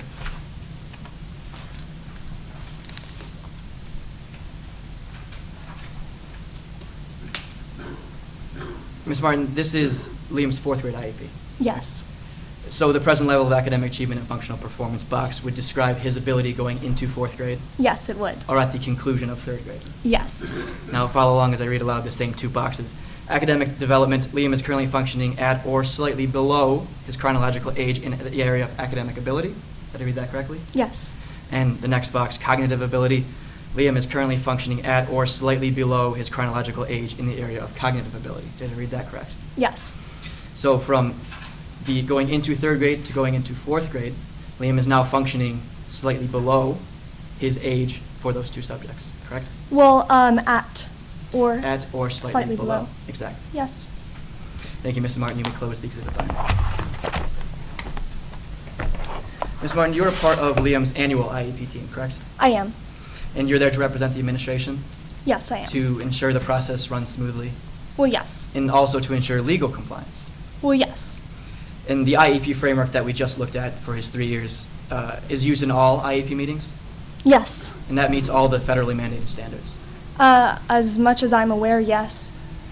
So you'd agree that Fisherville has a strong commitment to federal compliance? Well, yes, of course. You're aware of the upcoming New Dover law? Yes, I am. Which limits special education teachers' caseloads Yes. and their class sizes as well. Yes. But this law, penalties won't be enforced until 2025, correct? That's correct. But currently, FPS is over the capacity that the law prescribes. Yes, we are. So to become compliant, Fisherville asks to either hire an additional teacher to double the caseload or reduce the amount of special education teachers that Ms. Harris currently has, correct? Yes, and having hiring another special education teacher is my top priority for my budget. But currently, you have not hired any special education teacher, have you? And I don't have it in my budget to hire another one. But you have hired 2 paraprofessionals. Yes. But paraprofessionals cannot carry a caseload of their own, can they? No, they help in the general ed classroom with the accommodations. And they can't teach their own special education classes, can they? No. So they cannot alleviate Fisherville's capacity issues. The capacity issues regarding what? The paraprofessionals cannot alleviate Fisherville's capacity issues regarding the new statute. No. And you just stated that you're unsure if the budget will allow for you to hire a special education teacher moving forward. Well, I don't have the budget for next year, so I don't know. So to be clear, you cannot say with certainty that you will be able to hire a new teacher. That is true. National trends are showing an increase in demand for special education, correct? Yes. And Fisherville numbers have tracked that trend in recent decades. They have. But they've been on a steady decline since 2020. Yes, and students have been graduating out of the fifth grade class into sixth grade. 2020 is the same year that that New Dover statute was passed, correct? Yes. Thank you, Ms. Martin. No further questions. Redra? No worries. Thank you. Ms. Martin, you were asked a lot about compliance and the caseload on cross-examination. Why can't you hire another teacher, a licensed special education teacher right now? Because in this school year currently, we just don't have the budget for it. And do you set that budget? Do you know how much money, are you in control of that? No, I am not. Who sets that? Well, we get the funding from the Department of Education. And what is appropriate for Liam's progress at this time? To be in the general education classroom, to be in the least restrictive environment. And what did the accommodations alone do when Liam was in the 3rd grade? It allowed him to make A's, B's, and C's with no special education. No further questions. Thank you. Ms. Pickett. Do you have any further witnesses? Respond to arrest, Chief Arbiter. Okay, thank you. All right, why don't we take a short recess, and then we'll go to summation. Thank you. Now, who's going to be doing the summation? Are we ready to proceed? Chief Arbiter, before I begin my closing argument, may I please... I'm just asking a question. Oh. Are you ready to proceed? Yes, All yes, right, Chief Arbiter. Are you ready? to proceed? Yes, sir. All right, and then, and Cooper, are you ready? to proceed? I am. Okay, then yes, go ahead. Before I begin my closing argument, may I set up our demonstratives? Sure. I'll give you a couple minutes. Okay?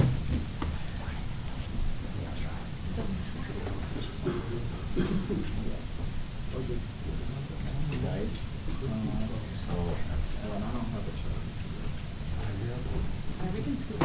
No, you're fine. I'll figure it out. I'll make it.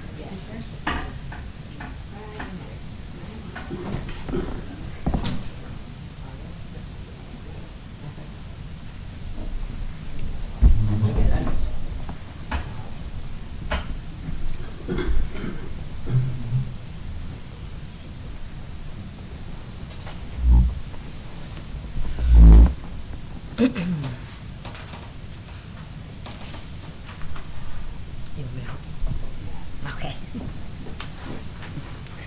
Thank you, Al. We have 4 claims.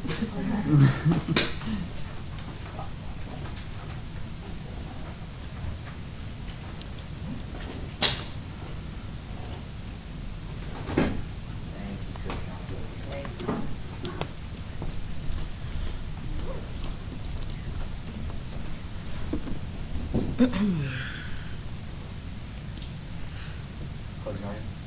One second. Okay, keep it. You ready? Yes, I am. Okay, now you proceed. So there's no rebuttal, okay? Yes, Chief All right, Arbiter. may proceed. Progress does not require perfection. Today we heard a story about Liam Joseph. When Liam Joseph was in the 1st grade, he struggled in school.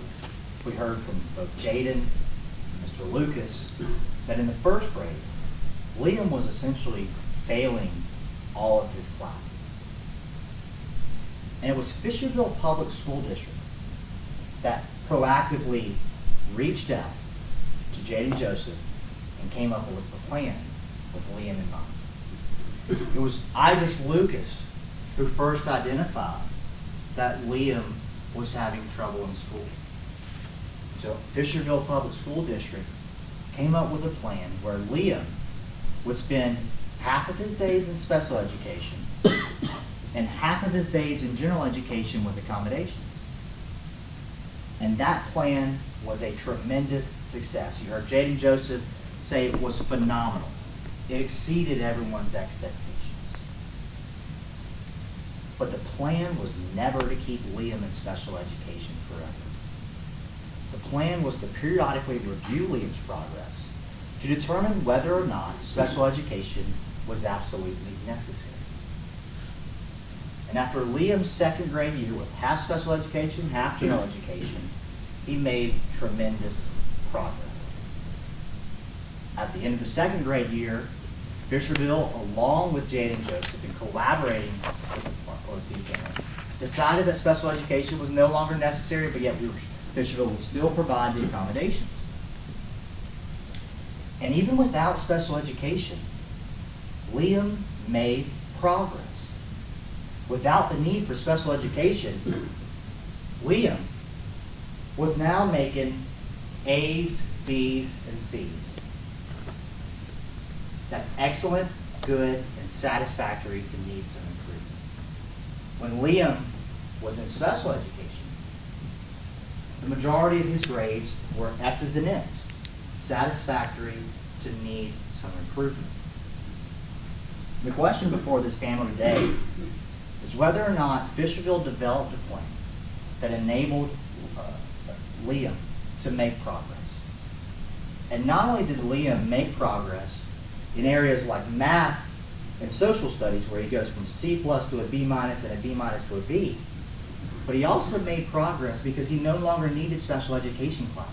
At first glance, it might seem like these grades are relatively the same and he didn't really make progress. But the fact alone that he's doing it without special education, that's progress. And progress is what's required on the individuals with disabilities education. As the United States Supreme Court held in Westchester County versus Raleigh, an IEP must be reasonably calculated to enable a child to make progress, such as achieving passing marks and advancing from grade to grade. Not only is Liam Joseph achieving passing marks and advancing from grade to grade, he's also seeing progress just within the calendar year in both math and social studies. In today's arbitration, we heard that it is the claimants that have the burden of proving to you that Liam Joseph was not in a position to make progress. But we proved here today that Liam did make progress, and the claimants have not met their burden. Today we walked through with Principal Red Martin and Idris Lucas the plan to come up with this individualized education plan. To get Liam on half special education, the school collaborated with Jay and Joseph, and everyone agreed to put Liam in half special education. When Liam was taken out of education, everyone once again agreed that Liam would come out of special education. And the plan is working. It not only worked just in this brief snapshot that we see here today, but it will continue to work over time. In the United States Supreme Court case of Douglas County versus Andrew, the court laid out some of the background to this statute, the Individuals with Disabilities Education Act.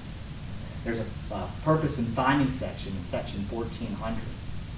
There, Congress laid out some of the scientific findings that they used to create this statute. And they determined that students with disabilities should be in the general education classroom to the maximum extent possible, because the studies showed that challenging students and having high expectations for students with disabilities is what helps them progress. And that's what Fisherville has done for you today. The claimants want you to believe that because Liam was making some C's, and yes, at one time he did make a D+, even though he pulled it up, that C's are enough to put Liam in special education. But students with A's, B's, and C's do not need to be in special education classes. The plan was always to tailor Liam Joseph off of these services. And Fisherville has collaborated with Jaden Joseph to continue to provide the accommodations to Liam in the general education classroom. He wasn't stripped of all of his services that he was given on his initial IEP plan. We're still providing him the accommodations. Those accommodations include a desk near the teacher, textbooks at his reading level, the ability to ask and answer questions at the comfort of his test, 50% extra time on test, and the availability for movement breaks. And the plan for Liam going into the 4th grade, if Liam is to return, is we want to offer him each and every single one of those accommodations. One day, Fisherville hopes that Liam will no longer need these accommodations. But for now, Fisherville has decided to continue to provide those accommodations.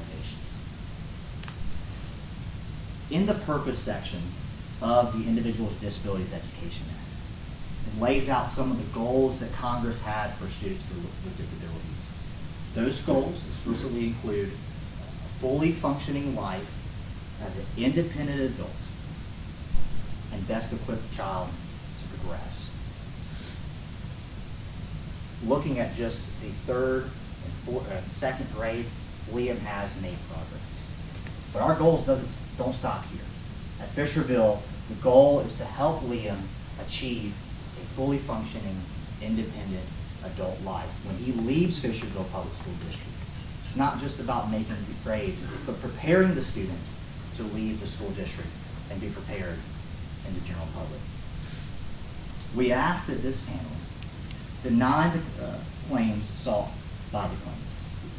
More specifically, deny the claim to reinstate the second grade IEP plan where Liam was in special education and general education, because Fisherville believes that fully integrated classroom is what's required under the law, as explicitly written in section 1400, that Liam, to the maximum extent possible, be in the general education classroom. What this means is, if there's a gray area somewhere in between, that Liam be in the general education classroom, because that is explicitly written in the statute.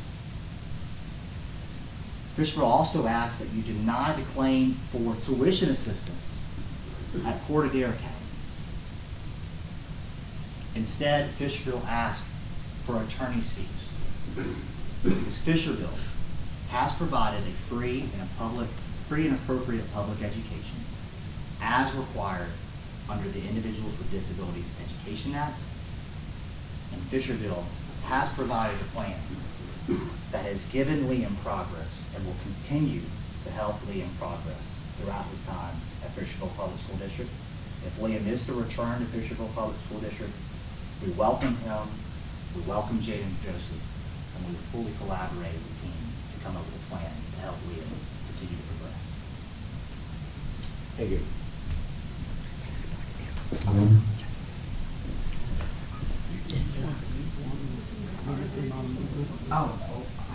If that's okay. Do we have permission to set up our demonstrative? Sure. Thank you. Quickly.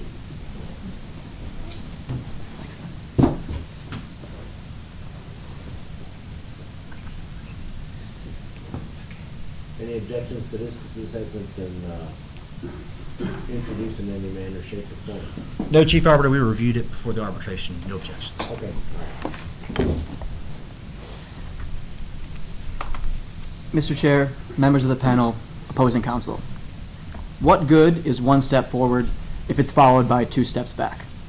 Fisherville's decision to provide the bare minimum has resulted nothing more than de minimis educational progress. This, members of the panel, is not ethically or legally sufficient. At the core of this arbitration is whether FPS failed to provide Liam Joseph with a free and appropriate public education as required under federal law. What respondent has failed to grasp is that this requirement isn't one and done. Providing adequate accommodations for less than 1 year does not exonerate you from responsibility in years to come. Fisherville has given Liam adequate special education classes for only 3 quarters, treating his disabilities like they're something he can graduate from. But Liam's disabilities, they're with him for life. We filed this demand for arbitration asserting 2 claims, and to satisfy our burden, we have to prove those claims by a preponderance of the evidence. This we have achieved today. We first assert that respondent has violated the Individuals with Disability Education Act by failing to provide Liam with a free and appropriate public education, which is achieved when a school acts in conformity with the student's IEP. Now, today we do not call into question whether Liam's IEPs were implemented, but rather whether they were appropriately tailored to Liam's unique needs. Because IEPs themselves are also federally regulated, the Supreme Court's 2018 Andrew decision highlights numerous elements that must be present for an IEP to be compliant. If respondent has failed to provide any of these elements, their IEP is non-compliant. First, the creation of an IEP is a fact-intensive exercise that must be informed by the expertise of school officials, but also the input of the child's parent. Throughout this arbitration, Mr. Jaden Joseph has emphasized that his input and requests were plainly disregarded by respondent. In fact, you heard Principal Martin and Idris Lucas, 2 educators with a combined 0 years of special education experience, testified themselves that they had the final say in every IEP meeting. Idris himself specifically testified that he cannot speak to special education because he is not a special education teacher. To have his voice considered Mr. Joseph had to take his student to an entirely different school. Clear evidence that this element was not met. Next, an IEP should consider the student's potential for growth. We know what Liam's potential for growth is. He showed us in second grade on that initial IEP. Each witness who testified today recognized the progress Liam showed under this plan. Despite demonstrating potential for strong academic and behavioral achievement, FPS unilaterally determined that barely passing grades should suffice for Liam. FPS didn't consider Liam's true potential for growth. They only considered their bottom line. Third, an IEP must enable the child to make progress that is appropriate under the child's unique circumstances. And respondent has repeatedly stressed this element throughout their case. In the Andrew decision, however, the Supreme Court clarified that merely de minimis academic and behavioral progress is not sufficient. You heard Ms. Harris say that Liam showed significant progression on his second grade IEP. Nevertheless, this plan was altered. Principal Martin herself testified as a result that in the second grade, he showed academic development and cognitive ability below his peers. In the third grade, he was functioning at the level that his peers were functioning, and in the third grade, he was functioning again below that level. You also heard Idris Lucas testify that Liam's grades and behavior also regressed on that third grade IEP. Unsurprisingly, Mr. Joseph shared that when his student was placed back into special education classes at Port Adair Academy, his progression drastically improved. We agree with respondents' claim that progress does not mean perfection, but it also means more than de minimis academic and behavioral progress. The testimony today shows that Liam only displayed legally sufficient progress while on his second grade IEP. Fisherville's proposed 2022 IEP for Liam would not have him in the special education classroom. In the words of the Supreme Court in Andrew, for children with disabilities, receiving instruction that aims so low would be tantamount to sitting idly, awaiting the time when they were old enough to drop out. The educational environment that respondent has provided for Liam does not and cannot allow for more than de minimis academic and behavioral progress. Fisherville is not compliant. What good is one step forward if it's followed by 2 steps back? Members of the panel, in this list of required IEP elements, I hope you take notice of what's not included. What shouldn't be factored into a student's IEP are the school's own budgetary constraints or legal compliance worries. Nonetheless, you heard today that Liam's IEP process was ripe with all of those things. Principal Martin acknowledged that national trends show an increase in demand for special education classes, and Fisherville's numbers tracked that trend until 2020, the same year that the New Dover caseload and class size statute was passed. No new teachers hired, no answers to how compliance would otherwise be achieved. That leaves respondent with only one viable solution: cut back on special education services. Opposing counsel and their witnesses have tried their best today to reshape the narrative. Again, directing your attention away from the big picture, that Fisherville cannot or will not provide Liam the educational services he is legally entitled to, which brings us to our second claim. Our client, Jaden Joseph, is seeking reimbursement of Port Adair Academy tuition.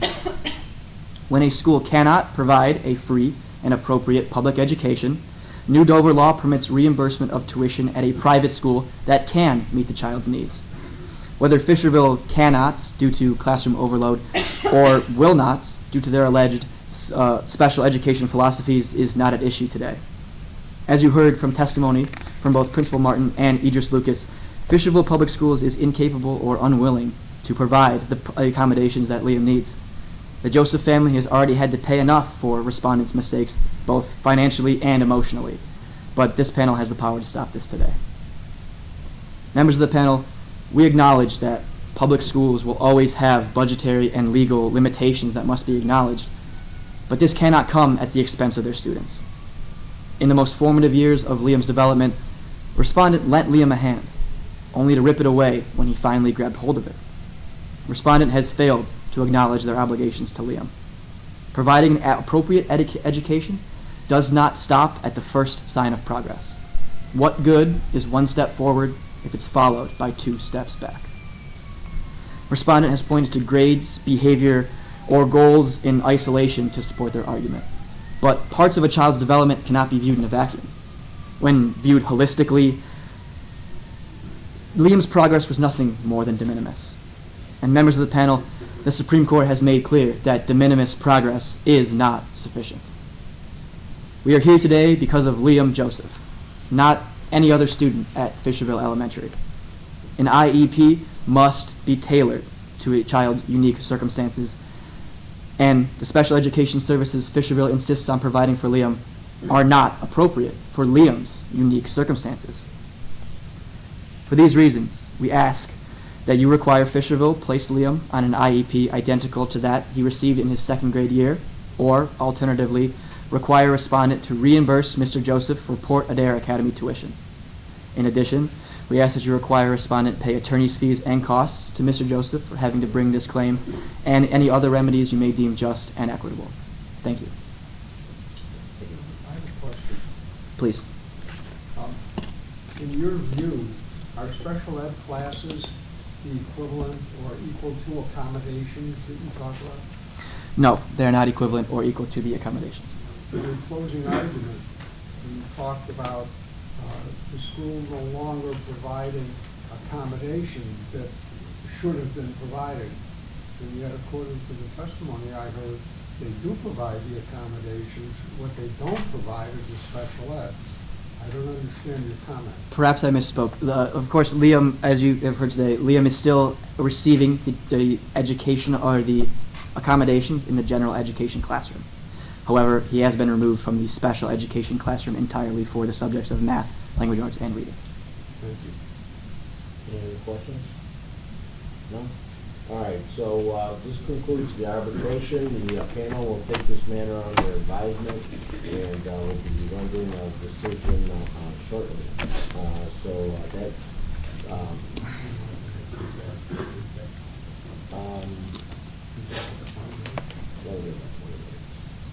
20 minutes? 20 minutes, yeah. Thank you. All right. Well, as I said before, my name is Jesse Reyes. I am a justice on the Illinois Appellate Court First District here in the state of Illinois. My prior background was of a trial lawyer. I represented the city of Chicago and the Board of Education. My distinguished panel members also have distinguished legal careers, and they're going to be, also giving you some comments. I'm going to just start out with some general comments.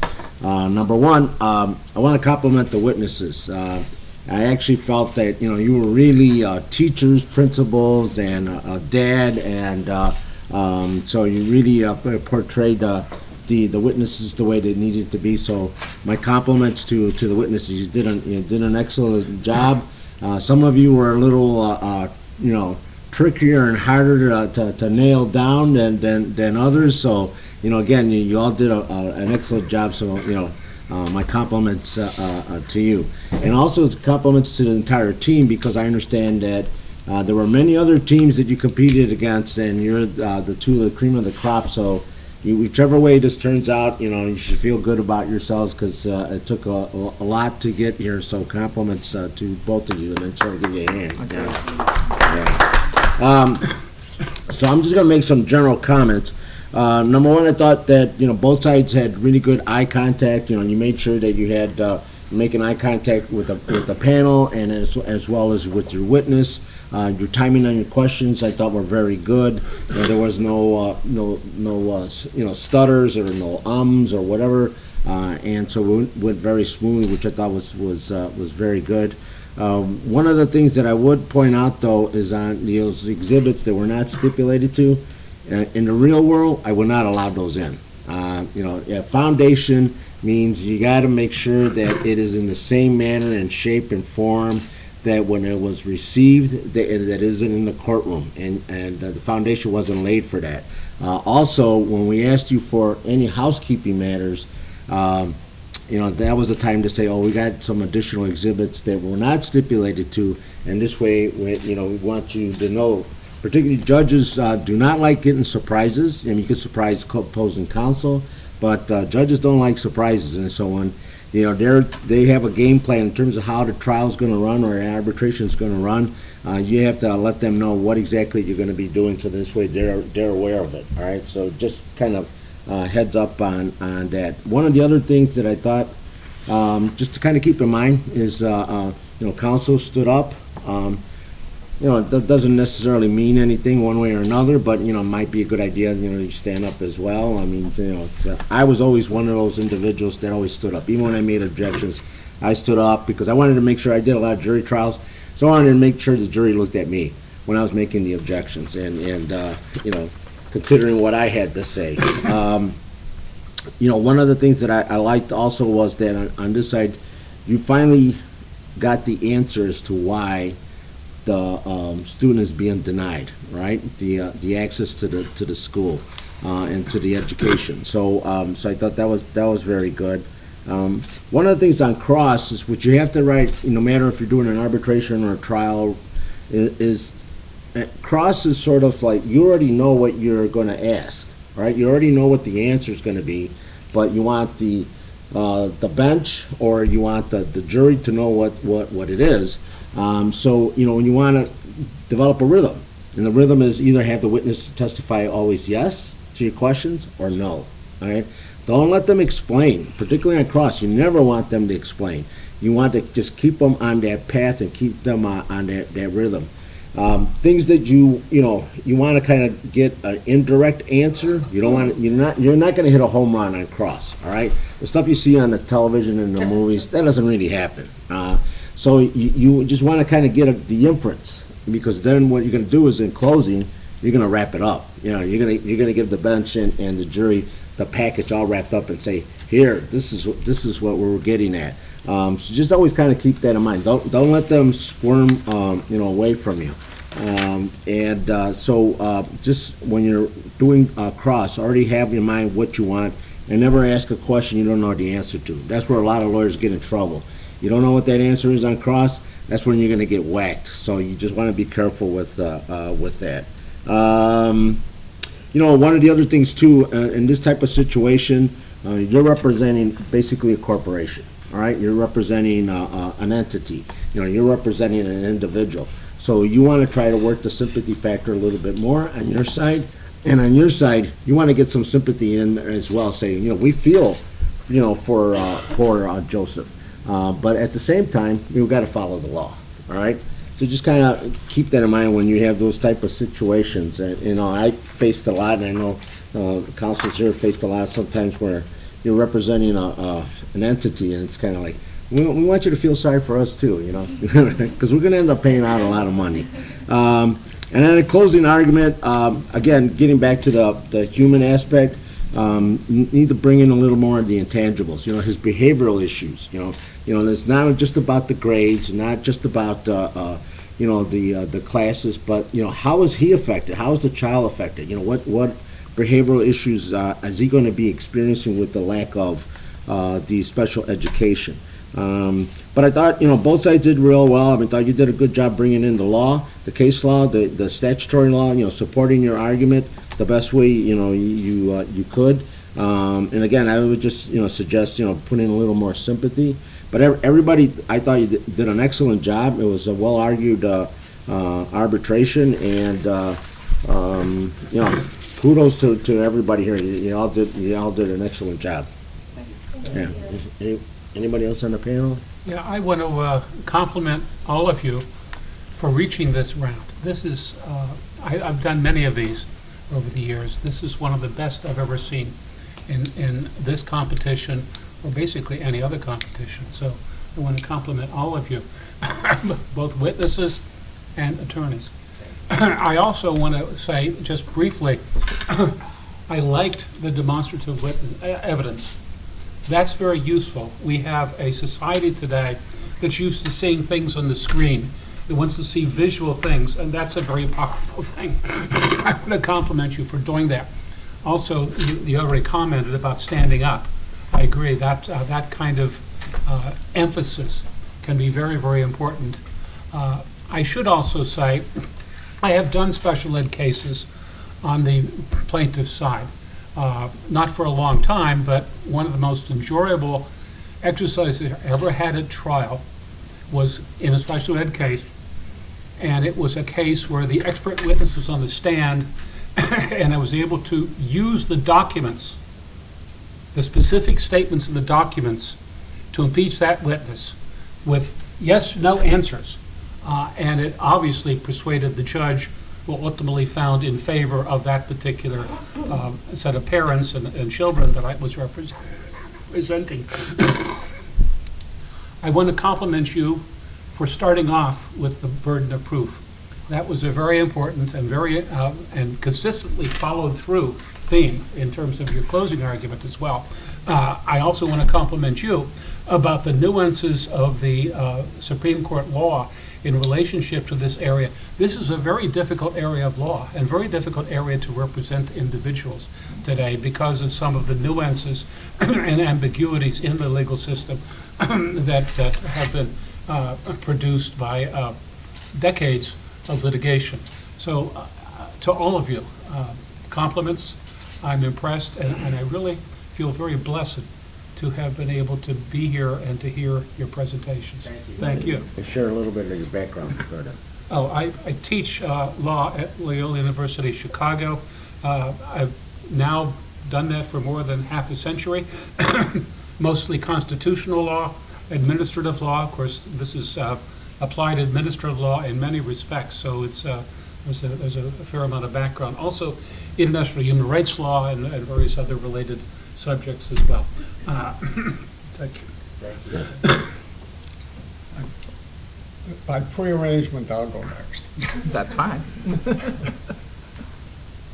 I am not a judge. I'm not a law school professor. I'm just a plain old ordinary lawyer from Chicago for the last 55 years. I started as a prosecutor here in Chicago in the criminal division. Spent 3.5 years doing that. Got a lot of trial experience against some very, very good defense attorneys. I knew nothing, just starting out. I must tell you, in law school, I did some work like you're doing, some volunteer work. I'm glad I didn't have to face either of you as teams. You are so much better than I or any of the teams that I saw. The future of the profession's in really good hands.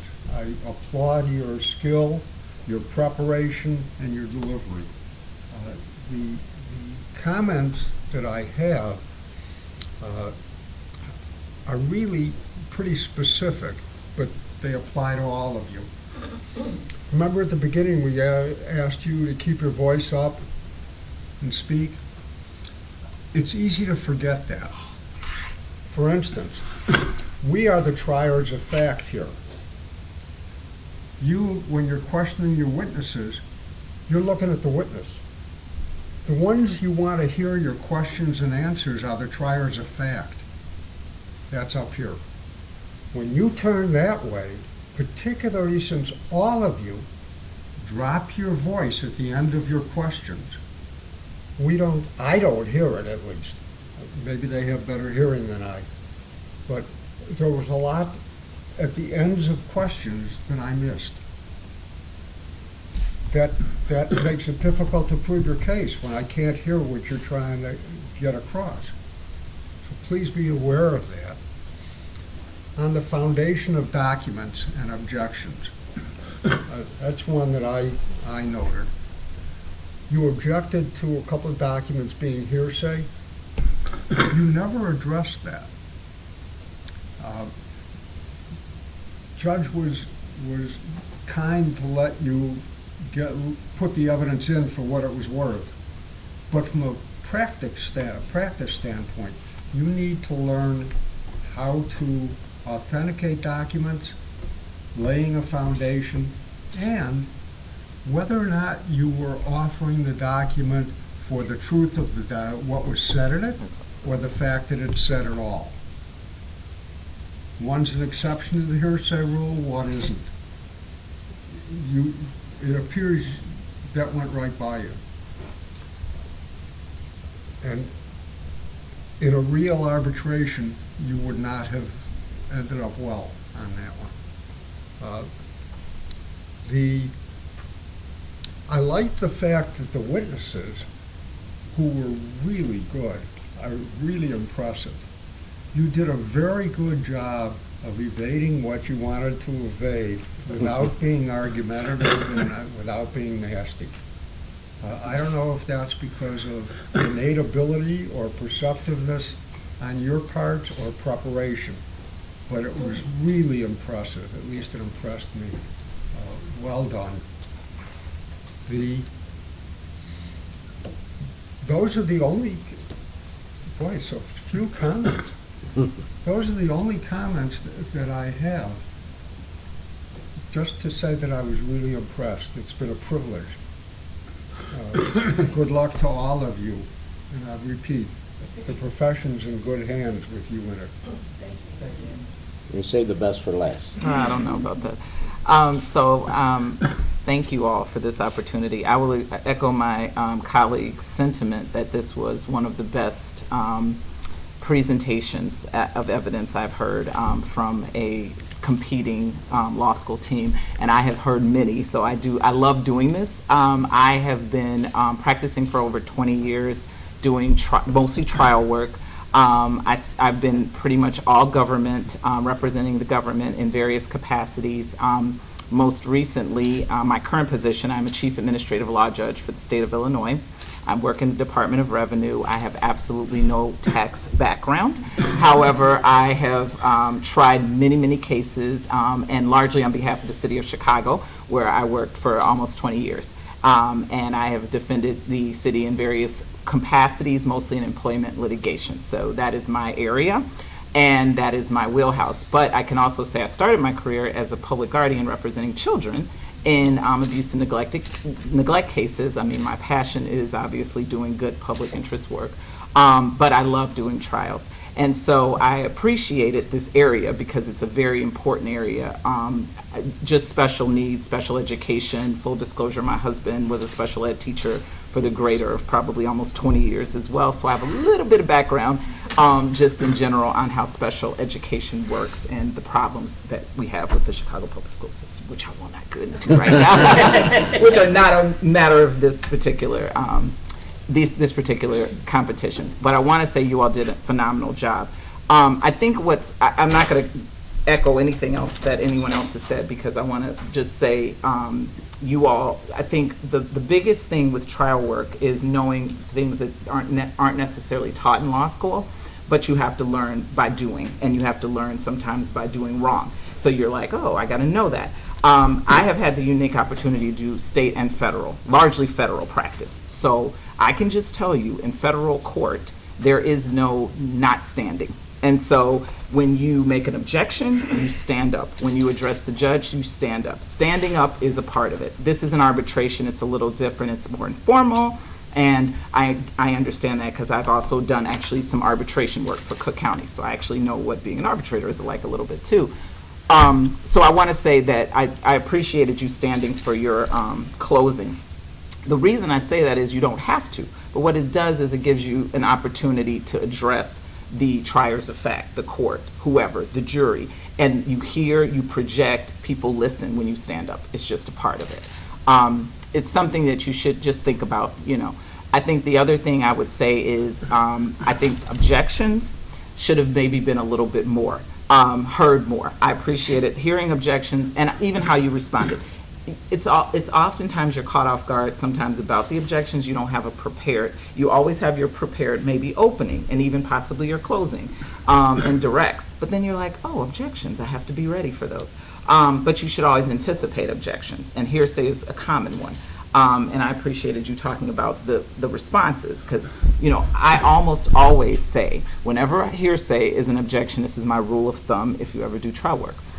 It's almost always I'm not introducing this for the truth of the matter. It's the effect on the listener. It's whatever it is. It's not hearsay. For that reason, it's an exception. But that isn't a one-size-fits-all, but it works almost all times. Because what are they going to say? If it's not for the truth of the matter, well, we're doing it. Why not? Right. And so, it sometimes you just have your cheat sheet of what are you going to say for this particular objection when you don't really know for sure. But again, that comes with doing, and I appreciated that.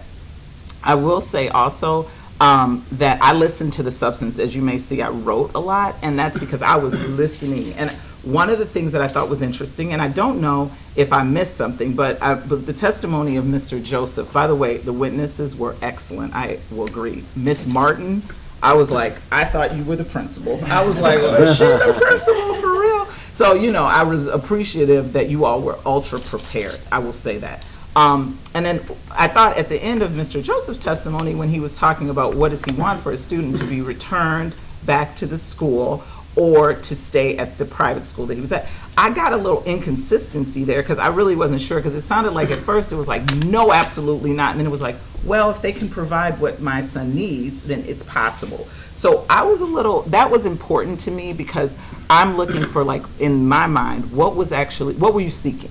What was the actual relief requested, and were they able to comply with that in any event, So that sometimes just be careful on how the testimony is presented when you're asking on direct and what's going to be, elicited.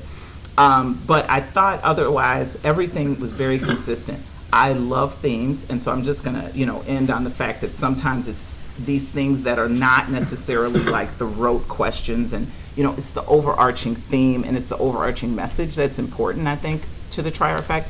And you all did a phenomenal job with reiterating your themes. And I think when I do teach, and I've done a lot of trial advocacy work and coaching, I say have a theme. I don't care what it is, have it, repeat it, and let every single fact that you elicit be supportive of that theme. And you all did, both sides did that dynamically. So I just want to end on that. Thank you. Thank you all. Yeah, good luck to all of you. I think, you got a bright future. Again, everybody has their own style. You stood up, you didn't stand up, but that's your style. I was one that always stood up because I felt, when you're the trial lawyer, whether it's an arbitration or before a jury, you're the show, right? And so you want to make sure that that everybody gets they're looking at you and you got everybody's attention. So I think that's one of the things you want to make sure that you always. It also gives you a chance to think. While you're standing up, you get an opportunity to think, which is something that we all need to do before we open our mouths. And one thing I just wanted to point out, I didn't say it earlier, in terms of exhibits, the exhibits you utilized, they could have used to their advantage. And I would have said, no, you can leave them up there. Mm-hmm. Let's look at these grades, and let's look at this, Yeah. So sometimes, when you use exhibits, think about, well, how would somebody else use it against me? Right? But it was a good use, though. Thank you for your time. Yeah, Thank you. Good luck to all of you.